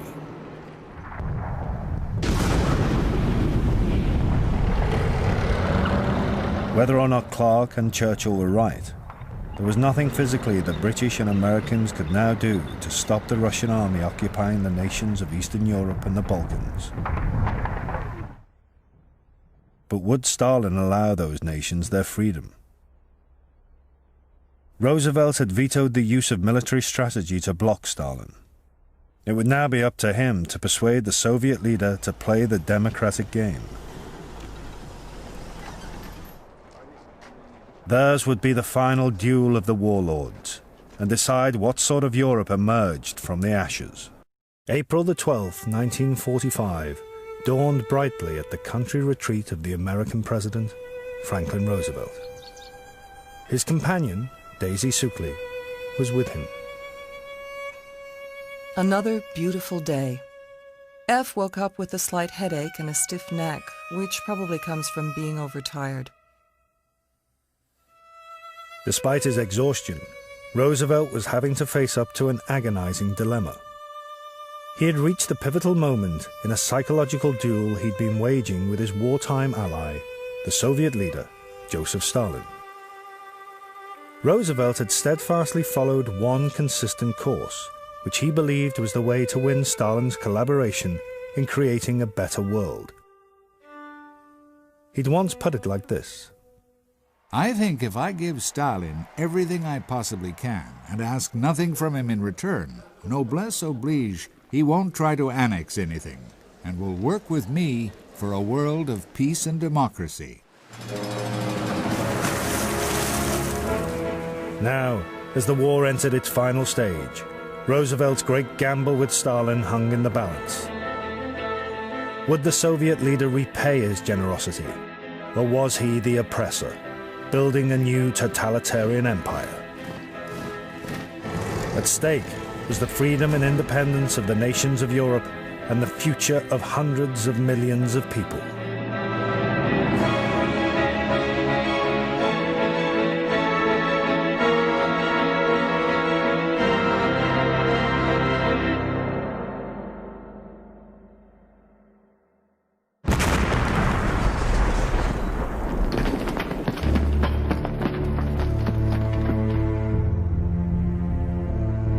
On July the 20th, 1944, fate decreed that the war would be fought to the bitter end. Hitler survived an assassination attempt at his eastern headquarters, the Wolf's Lair. He would never surrender. Inevitably, Europe would end up under the control of the Americans and British advancing from the west, and the Russians from the east. But what sort of Europe? On the evening of the assassination attempt, Hitler remarked, "This war must be won or Europe will be lost to Bolshevism. I am the only one who sees the danger and the only one who can stop it." Hitler believed Bolshevism could only be stopped by war. Franklin Roosevelt thought the opposite. From the moment Russia was forced into war in 1941, Roosevelt had instinctively understood that he and Stalin would emerge as the two leaders of the two powers upon whom long-term peace would depend. but culturally and politically, they were a world apart. Roosevelt was an American patrician, brought up in luxury and educated at Harvard. Stalin, a cobbler's son, beaten by his father, his university the cells of revolution. In the 1930s, Roosevelt was the optimistic face of America's New Deal. Stalin, the paranoid orchestrator of Russia's terror. Despite these differences, Roosevelt believed it was possible to persuade Stalin, by using the carrot, not the stick, to adopt a more democratic view of the world. He also believed that he, an American progressive, rather than anyone tainted by old-fashioned European imperialism, was the man to do it. As early as spring 1942, he'd written to Churchill, "Stalin hates the guts of all your top people. He thinks he likes me better, and I hope he will continue to do so."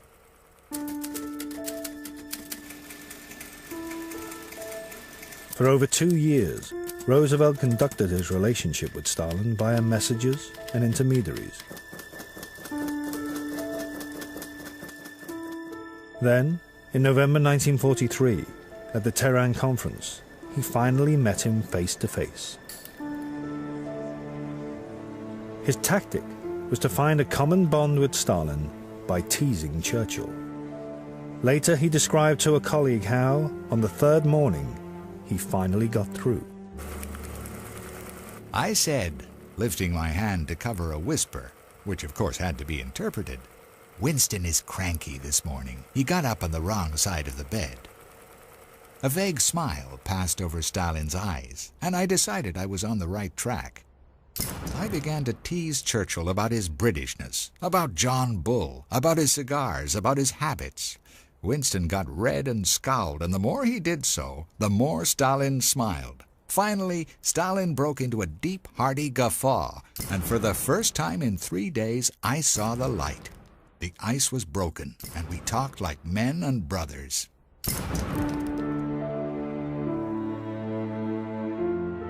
Stalin behaved respectfully toward Roosevelt, in marked contrast to the rudeness he sometimes displayed to Churchill. And Roosevelt concluded from their conversations that Stalin was fundamentally a practical man he could do business with. He was hopeful that trust would build.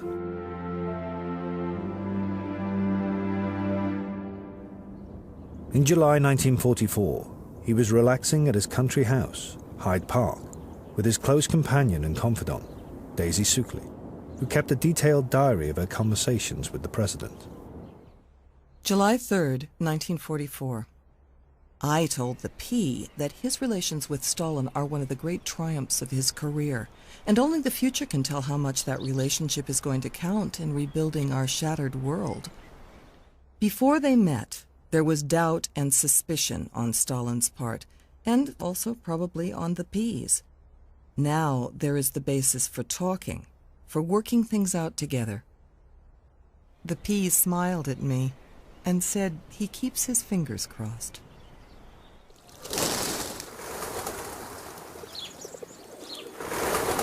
The first concrete test of how far Roosevelt was succeeding with Stalin would be Poland.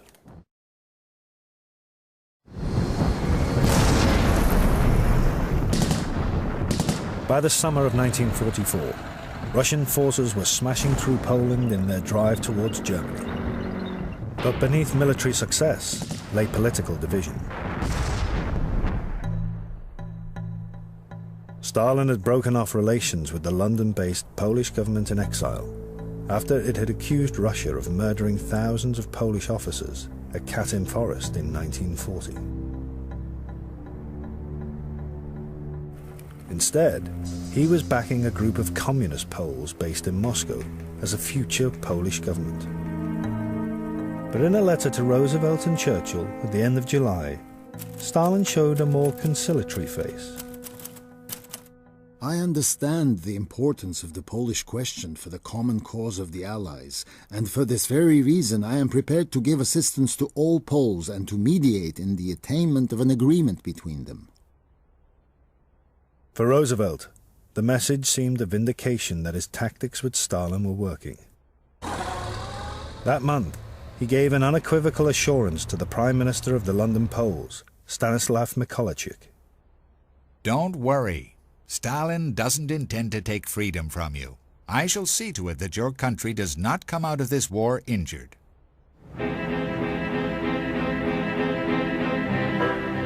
Events in Poland were about to test both Stalin's sincerity and Roosevelt's strength of purpose. On August 1st, 1944, the Polish National Underground Army in Warsaw, knowing the Russians were close by, rose up against the Nazis. A terrible tragedy, which would cast a dark shadow on the behavior of the two warlords, was about to unfold.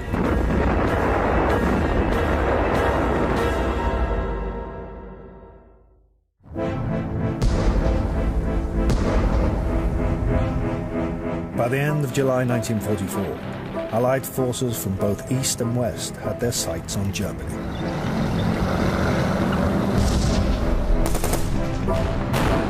After the D-Day landings, the British and Americans were about to break out of Normandy.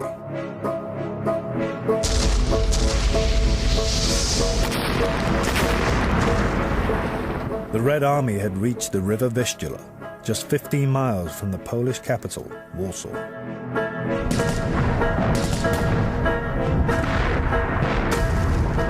Then, on August the 1st, the Polish underground in Warsaw started an uprising against the Nazis. It was depending on the Russian forces just a few miles away to help. Its future was in Stalin's hands. But at this very moment, the State Department in Washington forwarded to Roosevelt a desperate message it had received from the commander of the Polish underground.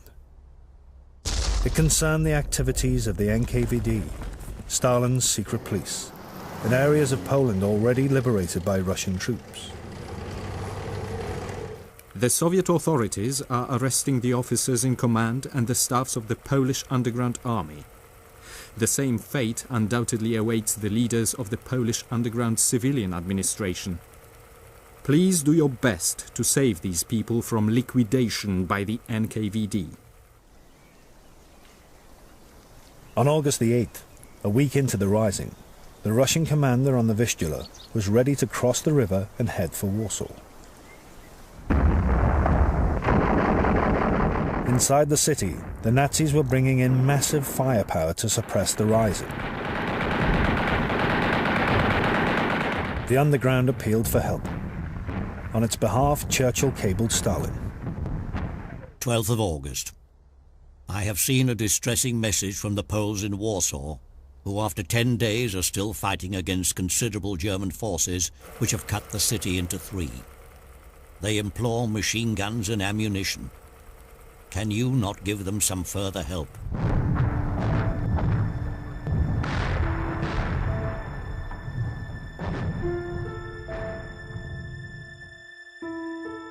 Because of Soviet secrecy, there is no documentation of Stalin's motives during the next few days.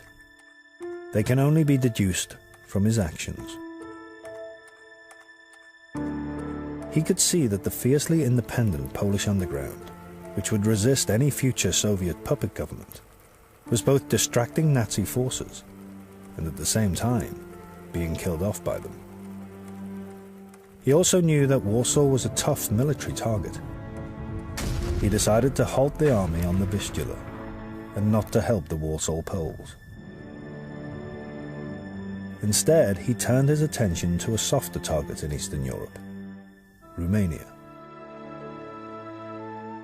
And he claimed to Churchill that the Polish underground had acted irresponsibly in starting the uprising and did not deserve support. August 16th, 1944. After probing more deeply into the Warsaw affair, I have come to the conclusion that the Warsaw action is a reckless and fearful gamble, taking a heavy toll of the population. Churchill forwarded Stalin's message to Roosevelt. At the same time, Roosevelt's ambassador in Moscow, Averell Harriman, who'd so far tended to trust Stalin, now began to suspect his motives. He cabled the president. The Soviet government's refusal to help Warsaw is not based on operational difficulties, nor on a denial of the conflict, but on ruthless political calculations.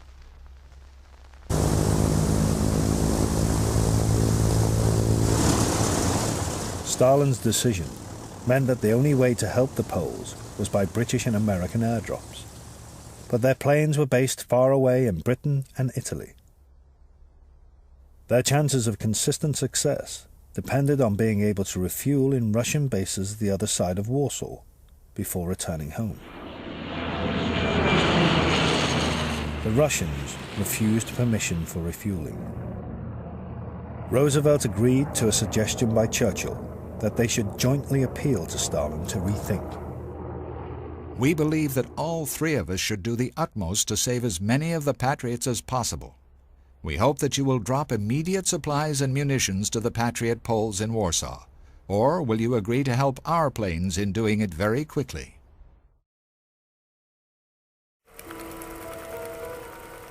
Within 48 hours, Stalin turned down his allies' appeal in a crescendo of abuse at the Poles who were dying in their thousands to liberate Warsaw from the Nazis.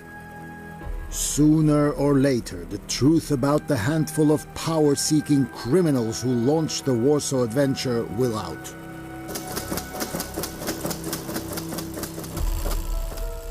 The next day, Roosevelt was sent by Churchill an eyewitness report of the horrors in Warsaw.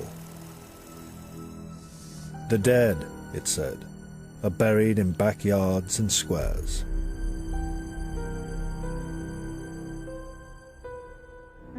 Roosevelt replied, I do not see that we can take any additional steps at the present time that promise results. Roosevelt. Churchill persisted. He asked Roosevelt to join him in sending a second request to Stalin for refueling facilities. Roosevelt responded with a second put-down. I do not consider it advantageous to the long-range general war prospect for me to join with you in the proposed message to Uncle Joe.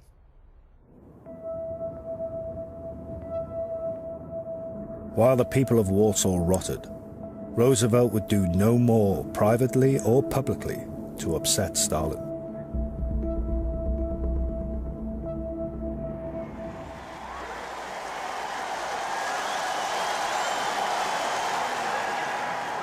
In these same days, Paris was being liberated from the Nazis.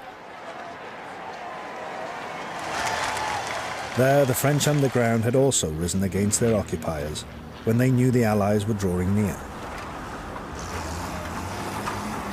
But in Paris, the British and Americans diverted troops to help their fight. On August the 30th, Stalin's forces entered Romania's capital, Bucharest, and headed for Bulgaria. While his troops halted outside Warsaw, Eastern Europe was falling into his hands. Averell Harriman believed Stalin's ruthless duplicity required a reappraisal of Roosevelt's tactics. He cabled the president's closest associate, Harry Hopkins, in the White House. There is every indication that the Soviet Union will become a world bully wherever their interests are involved, unless we take issue with the present policy.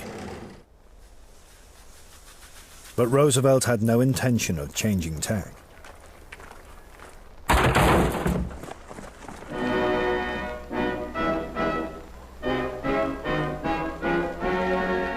At this time, he was meeting Churchill at a conference in Quebec. Both men had lost interest in the Warsaw Rising. It was not once discussed. And Roosevelt had other things on his mind. He was campaigning to be re-elected president for a fourth term. But he was carrying a secret. 6 months before, his doctors had diagnosed hypertension in his heart. Though his illness was kept under wraps, his physical decline was obvious. At Quebec, Roosevelt's companion, Daisy Suckley, compared the president and the prime minister. The PM looks better to me, because he is not so florid and not so fat as he was. The Prez, on the other hand, worries me. He gets so awfully tired and has no chance to rest. This campaign will wear him still further.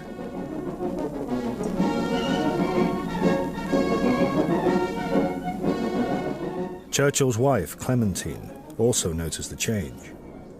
She wrote to her daughter Mary from Roosevelt's country house where she and Churchill had gone on to stay. The President, with all his genius, does not, indeed cannot, partly because of his health and partly because of his makeup, function round the clock like your father. I should not think that his mind was pinpointed on the war for more than 4 hours a day, which is not really enough when one is a supreme warlord.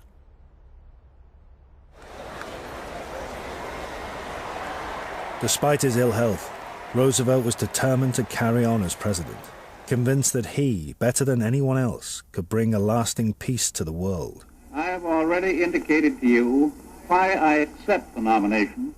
The key to that remained his handling of Stalin, and he continued to see evidence that it was working.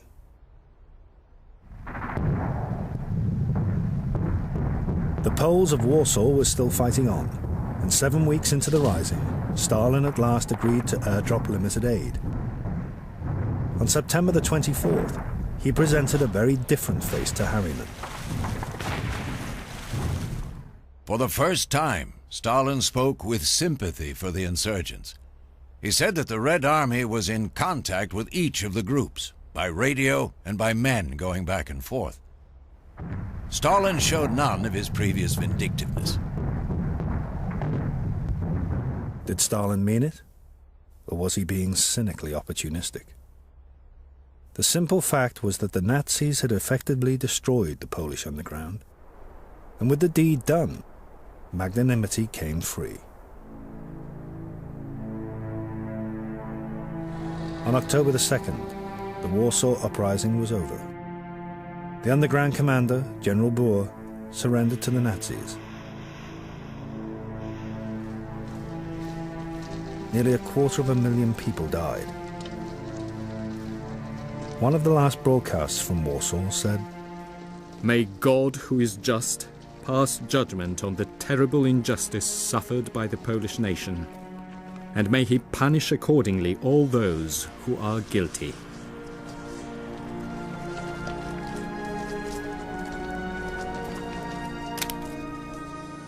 The Warsaw tragedy had a vital impact on the three Allied warlords.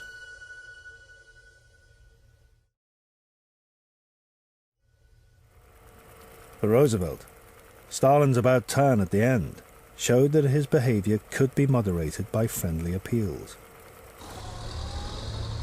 At this time, he compared the Soviet Union with a growing child, which had to toddle before it could learn to walk. Stalin could conclude that even when he behaved badly, Roosevelt would not confront him. And Churchill saw that if confrontation was out, the best way to preserve British influence in Eastern Europe and the Mediterranean was to do a deal with Stalin. In October 1944, he went to Moscow to do just that.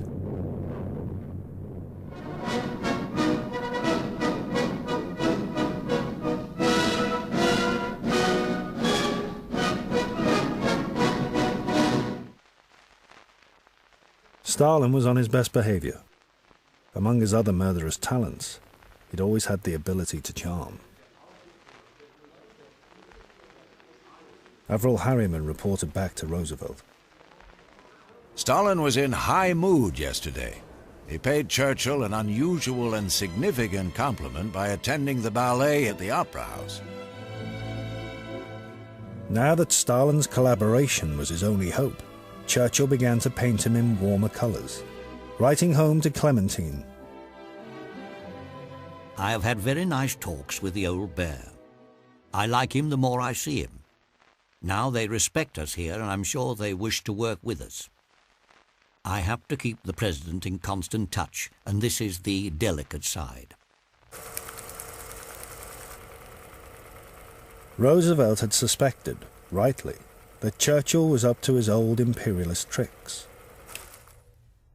At one of his tete-a-tetes with Stalin, Churchill secretly produced what he later called his naughty document, carving up Eastern Europe into British and Russian spheres of influence. In Romania and Bulgaria, the Russians would have 90% influence, in Greece the British 90%, Yugoslavia and Hungary 50-50. Churchill guiltily told Stalin, "It is better to express these things in diplomatic terms and not to use the phrase dividing into spheres, because the Americans might be shocked."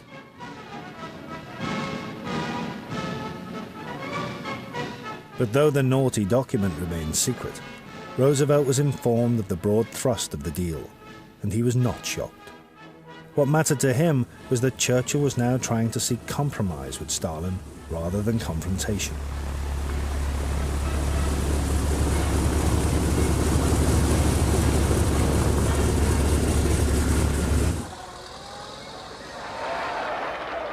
In November, Roosevelt was re-elected president for an unprecedented fourth term.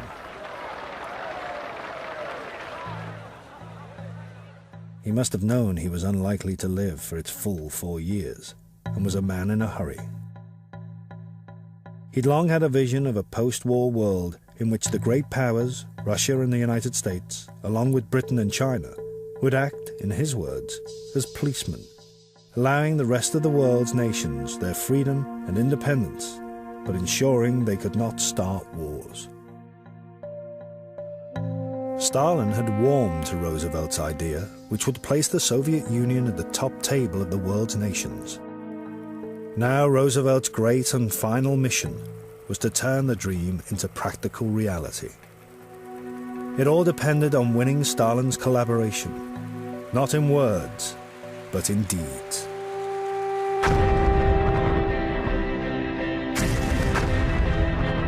"1945 would see not just the endgame on the battlefield, but also the endgame in the private war of the warlords." For Hitler, the outlook was clear.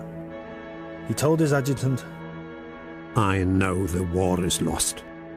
I'd like most of all to put a bullet through my head. We'll not capitulate, never. We can go down, but we will take a world with us." Hitler's world was dissolving. By January 1945, the British and Americans were lining up on Germany's western border.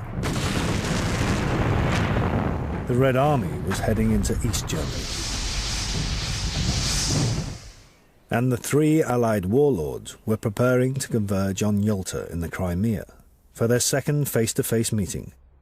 Their agenda, the future of the world. Stalin had refused to travel outside the Soviet Union, subjecting Roosevelt to a long, exhausting journey. As Daisy Suckley noted in her diary, the last thing the president needed was to be away from home. January 22nd, 1945. The P doesn't relish this trip at all, thinks it will be very wearing, and feels that he will have to be so much on the alert in his conversations with Uncle Joe and WSC. The conversations will last interminably and will involve very complicated questions.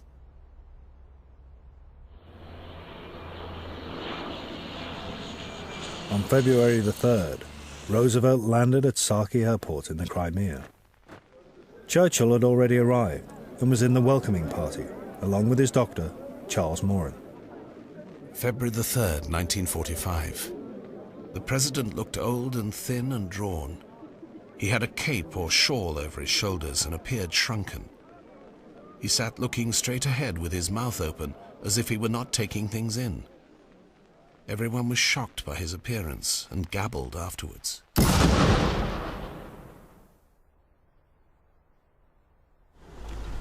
From Saki Airport, it was a 7-hour drive to Yalta, what Churchill called the Riviera of Hades.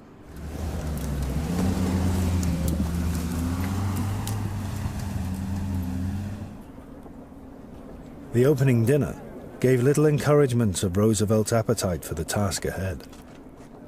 The British Foreign Secretary, Anthony Eden, was among the guests. February the 4th, 1945. Dinner with Americans. A terrible party, I thought. The President vague and loose and ineffective. Winston, understanding that business was flagging, made desperate efforts and 2 long speeches to get things going again.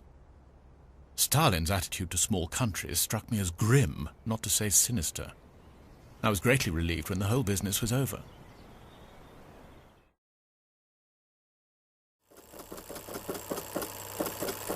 But appearances were deceptive. Roosevelt had 2 key objectives at Yalta. The first and most immediate was to secure Russian entry into the war against Japan after Germany's defeat. Roosevelt succeeded by secretly bribing Stalin with offers of Japanese and Chinese territory. The second, and most important, was to agree with Stalin the structure of a post-war United Nations organization, headed by a Security Council. This would be the practical outcome of Roosevelt's vision of the great powers acting as the world's policemen. In this, Roosevelt also won Stalin's agreement. But, whatever the words, the real question was Stalin's actions. Would he now become a protector or an oppressor? The crucible remained Poland, which was now occupied by Russian troops. Roosevelt and Churchill confirmed that a large swathe of Polish territory would be handed to the Soviet Union. In return, Stalin promised free elections in Poland. He told Churchill, "The Soviet Union is interested in the creation of a mighty, free and independent Poland. It's a question of honor, because the Russians have committed many sins against the Poles in the past, and the Soviet government wishes to make amends." But Roosevelt privately offered Stalin plenty of license. The United States will never lend its support in any way to any provisional government in Poland that would be inimical to your interests.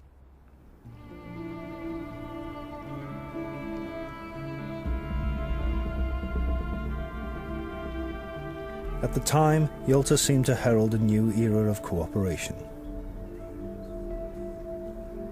Alexander Cadogan, permanent Under-Secretary at the British Foreign Office, and a seasoned and skeptical diplomat, noted, "I have never known the Russians so easy and accommodating.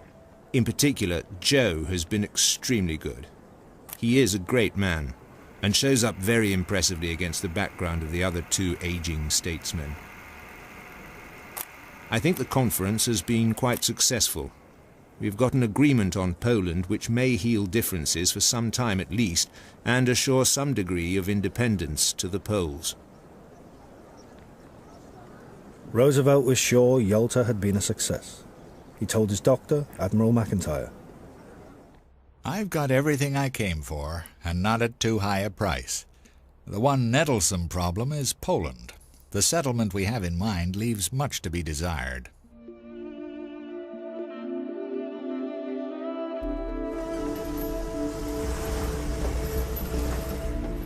After Yalta, Roosevelt traveled back to America via Egypt.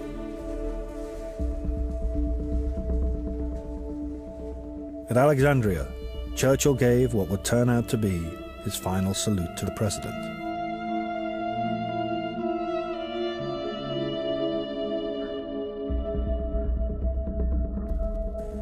And he too now thought Stalin would keep his word.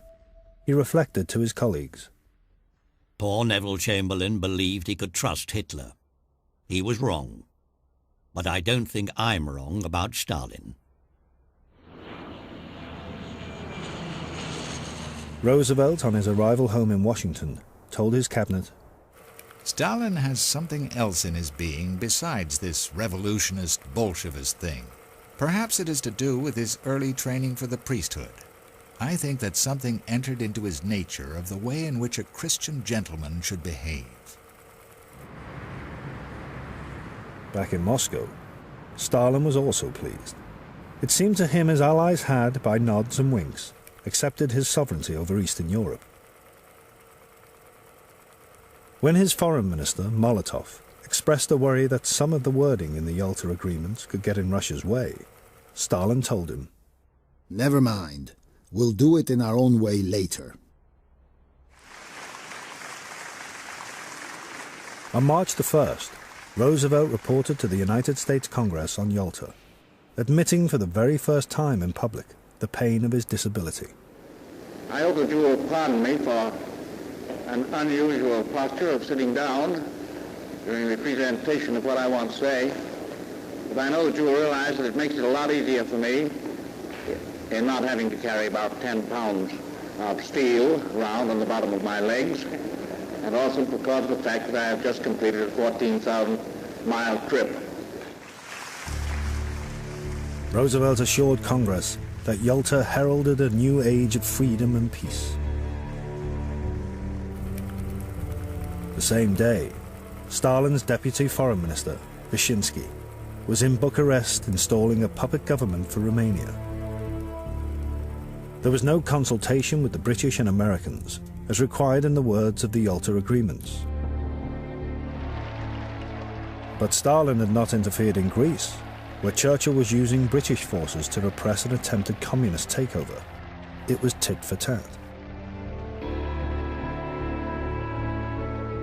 The test remained Poland. There, the reality of Stalin's promises was emerging. The NKVD was rounding up potential opponents in their thousands. There was no sign of the promised free elections.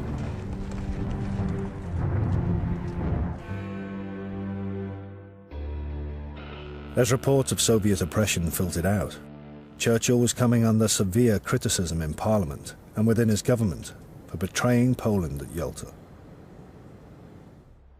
He asked Roosevelt to join him in a protest to Stalin. Roosevelt knew full well how much leeway Stalin had been given at Yalta, and told Churchill they must wait. I feel that our personal intervention would best be withheld until every other possibility of bringing the Soviet government into line has been exhausted. Churchill, under mounting political embarrassment, continued to fire cables at Roosevelt. At Yalta, we agreed to take the Russian view of the frontier line. Poland has lost her frontier. Is she now to lose her freedom? Roosevelt was getting the same message from Averell Harriman, his ambassador in Moscow. March 21st. We must come clearly to realize that the Soviet program is the establishment of totalitarianism, ending personal liberty and democracy as we know it.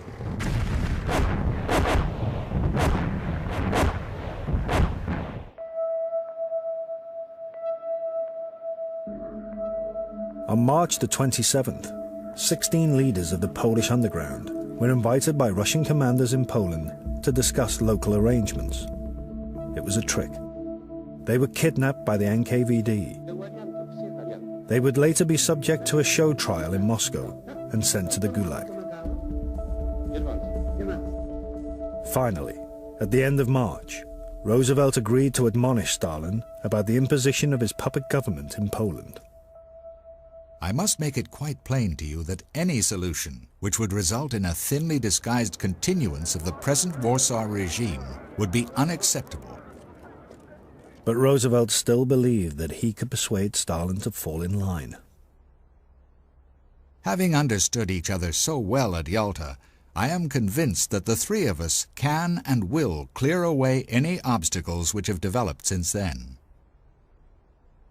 Some doubts were pricking Roosevelt's natural optimism. He told one of his staff, "We've taken a great risk here, an enormous risk. I'm worried.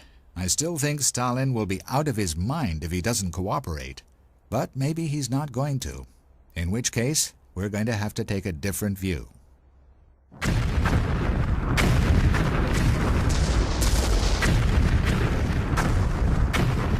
Despite his worries, neither Roosevelt nor his military chiefs in Europe would do anything to thwart Stalin's land grab. On March the 30th, the Allied Supreme Commander, General Eisenhower, sent a signal to Stalin without consulting his British allies, saying that he was concentrating his forces on southern Germany rather than Berlin. Stalin could hardly believe his luck. The next day, April the 1st, he signaled back to Eisenhower. Your plans completely coincide with the plans of the Red Army. Berlin has lost its former strategic importance. Stalin instantly summoned his two marshals, Zhukov and Konyev, and demanded of them, who is going to take Berlin? Are we or the Allies? Zhukov and Konyev began a race to Berlin.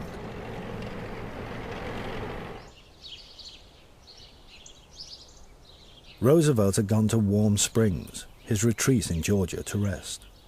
His peace was now interrupted by the only unpleasant row in his entire relationship with Stalin. The German commander in the south, General Kesselring, had put out feelers to the British and Americans to negotiate a surrender. Stalin smelled conspiracy. He made the lethal and false accusation that the British and Americans were doing a secret deal to free the Nazis to fight against Russia. Roosevelt was so annoyed that for the very first time he allowed his staff to send in his name angry words to the Soviet leader. Frankly, I cannot avoid a feeling of bitter resentment toward your informers, whoever they are, for such vile misrepresentations of my actions or those of my trusted subordinates. Roosevelt. Stalin quickly saw his mistake in angering the man who had given him so much. He wrote to Roosevelt, I have never doubted your integrity or trustworthiness, just as I have never questioned the integrity or trustworthiness of Mr. Churchill.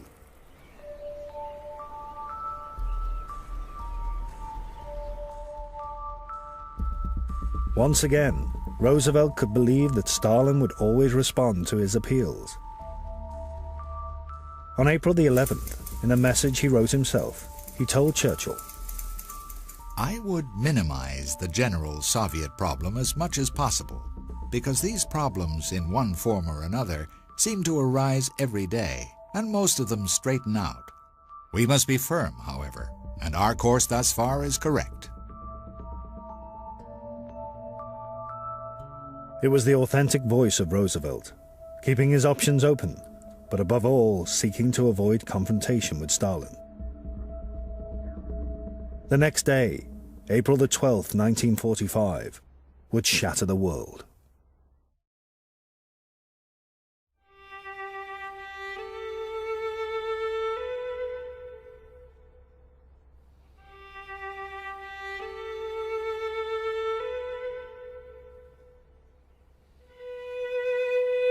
April the 12th, 1945.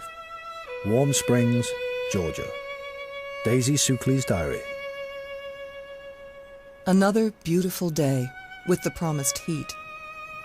F woke up with a slight headache and a stiff neck, which probably comes from being overtired. The pouch from Washington won't arrive until after 11. At the moment, everything is peaceful. As the sun hovered over Warm Springs, it was setting over Berlin.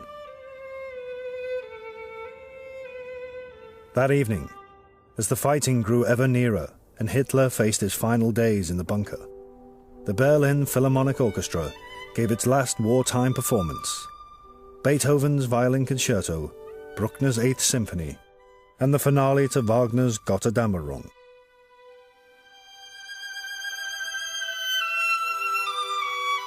In Moscow, Stalin was meeting a delegation of Yugoslav communists.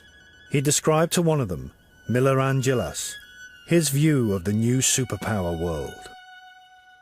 This war is not as in the past. Whoever occupies a territory also imposes on it his own social system. Everyone imposes his own system as far as his army has the power to do so. It cannot be otherwise. In London, Churchill was given news of a family tragedy. His wife's cousin, Tom Mitford, and a close family friend, Basil Dufferin, had both been killed in action.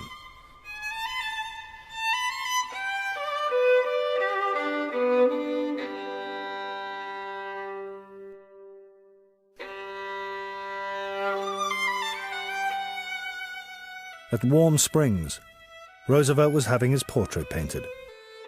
The artist said he looked so much better. She was pleased she had not started work the day before. I was crocheting on the sofa. About 1 p.m. I glanced up from my work. F seemed to be looking for something, his head forward, his hands fumbling. I went forward and looked into his face. "Have you dropped your cigarette?" He looked at me with his forehead furrowed in pain and tried to smile. He put his hand up to the back of his head and said, "I have a terrific pain in the back of my head." About 3:15, F's breathing became very heavy and labored. I had a distinct feeling that this was the beginning of the end. 25 minutes of 4. It was the end. Franklin D. Roosevelt, the hope of the world, is dead.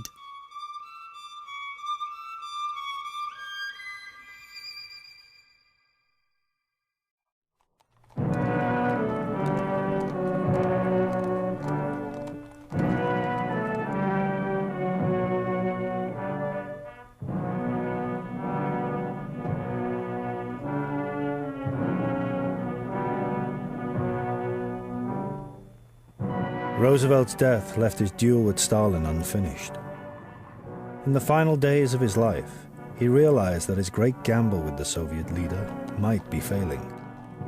But he had by no means given up on it, and was not yet ready to confront him.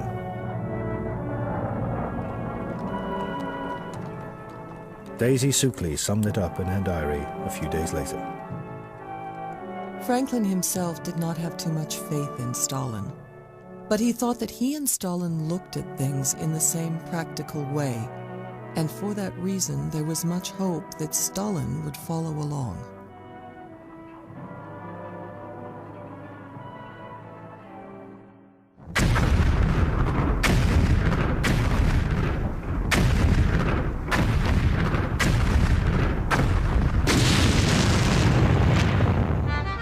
On April the 25th, Russian and American soldiers linked up on the River Elbe.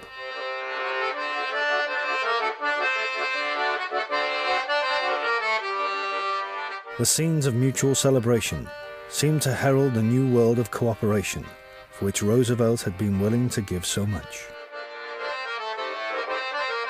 But these images were deceptive. In the coming months and years, Stalin would isolate the nations he'd occupied in Eastern Europe from the capitalist West and build a totalitarian empire. Some believe that, had Roosevelt lived, he might have moderated Stalin's actions. But while Stalin made gestures and promises for Roosevelt, he always did what he wanted.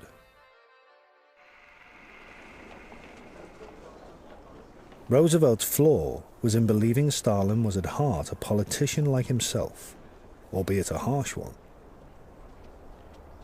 What he never understood, or chose not to understand, was the reality of Stalin.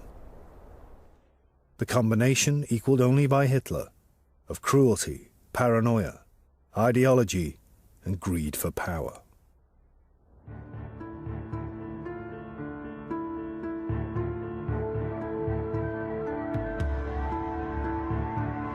In July 1945, the victors gathered at Potsdam, just outside Berlin. Roosevelt was dead. Hitler had shot himself. Churchill was about to be voted out of office by the British people. One man stood triumphant: Stalin, the new Emperor of Russia and half of Europe. How different it was from those scenes of Hitler's triumph in Berlin in the same month of July, 5 years before. They closed one chapter in world history, the age of European empires. Stalin's triumph opened another, the age of two ideologically opposed superpowers, and the Cold War which would last nearly half a century. On one level, the outcome had been decided by the march of events and mass armies. But the orchestrators were the four warlords. Their war of the mind had shaped a new world.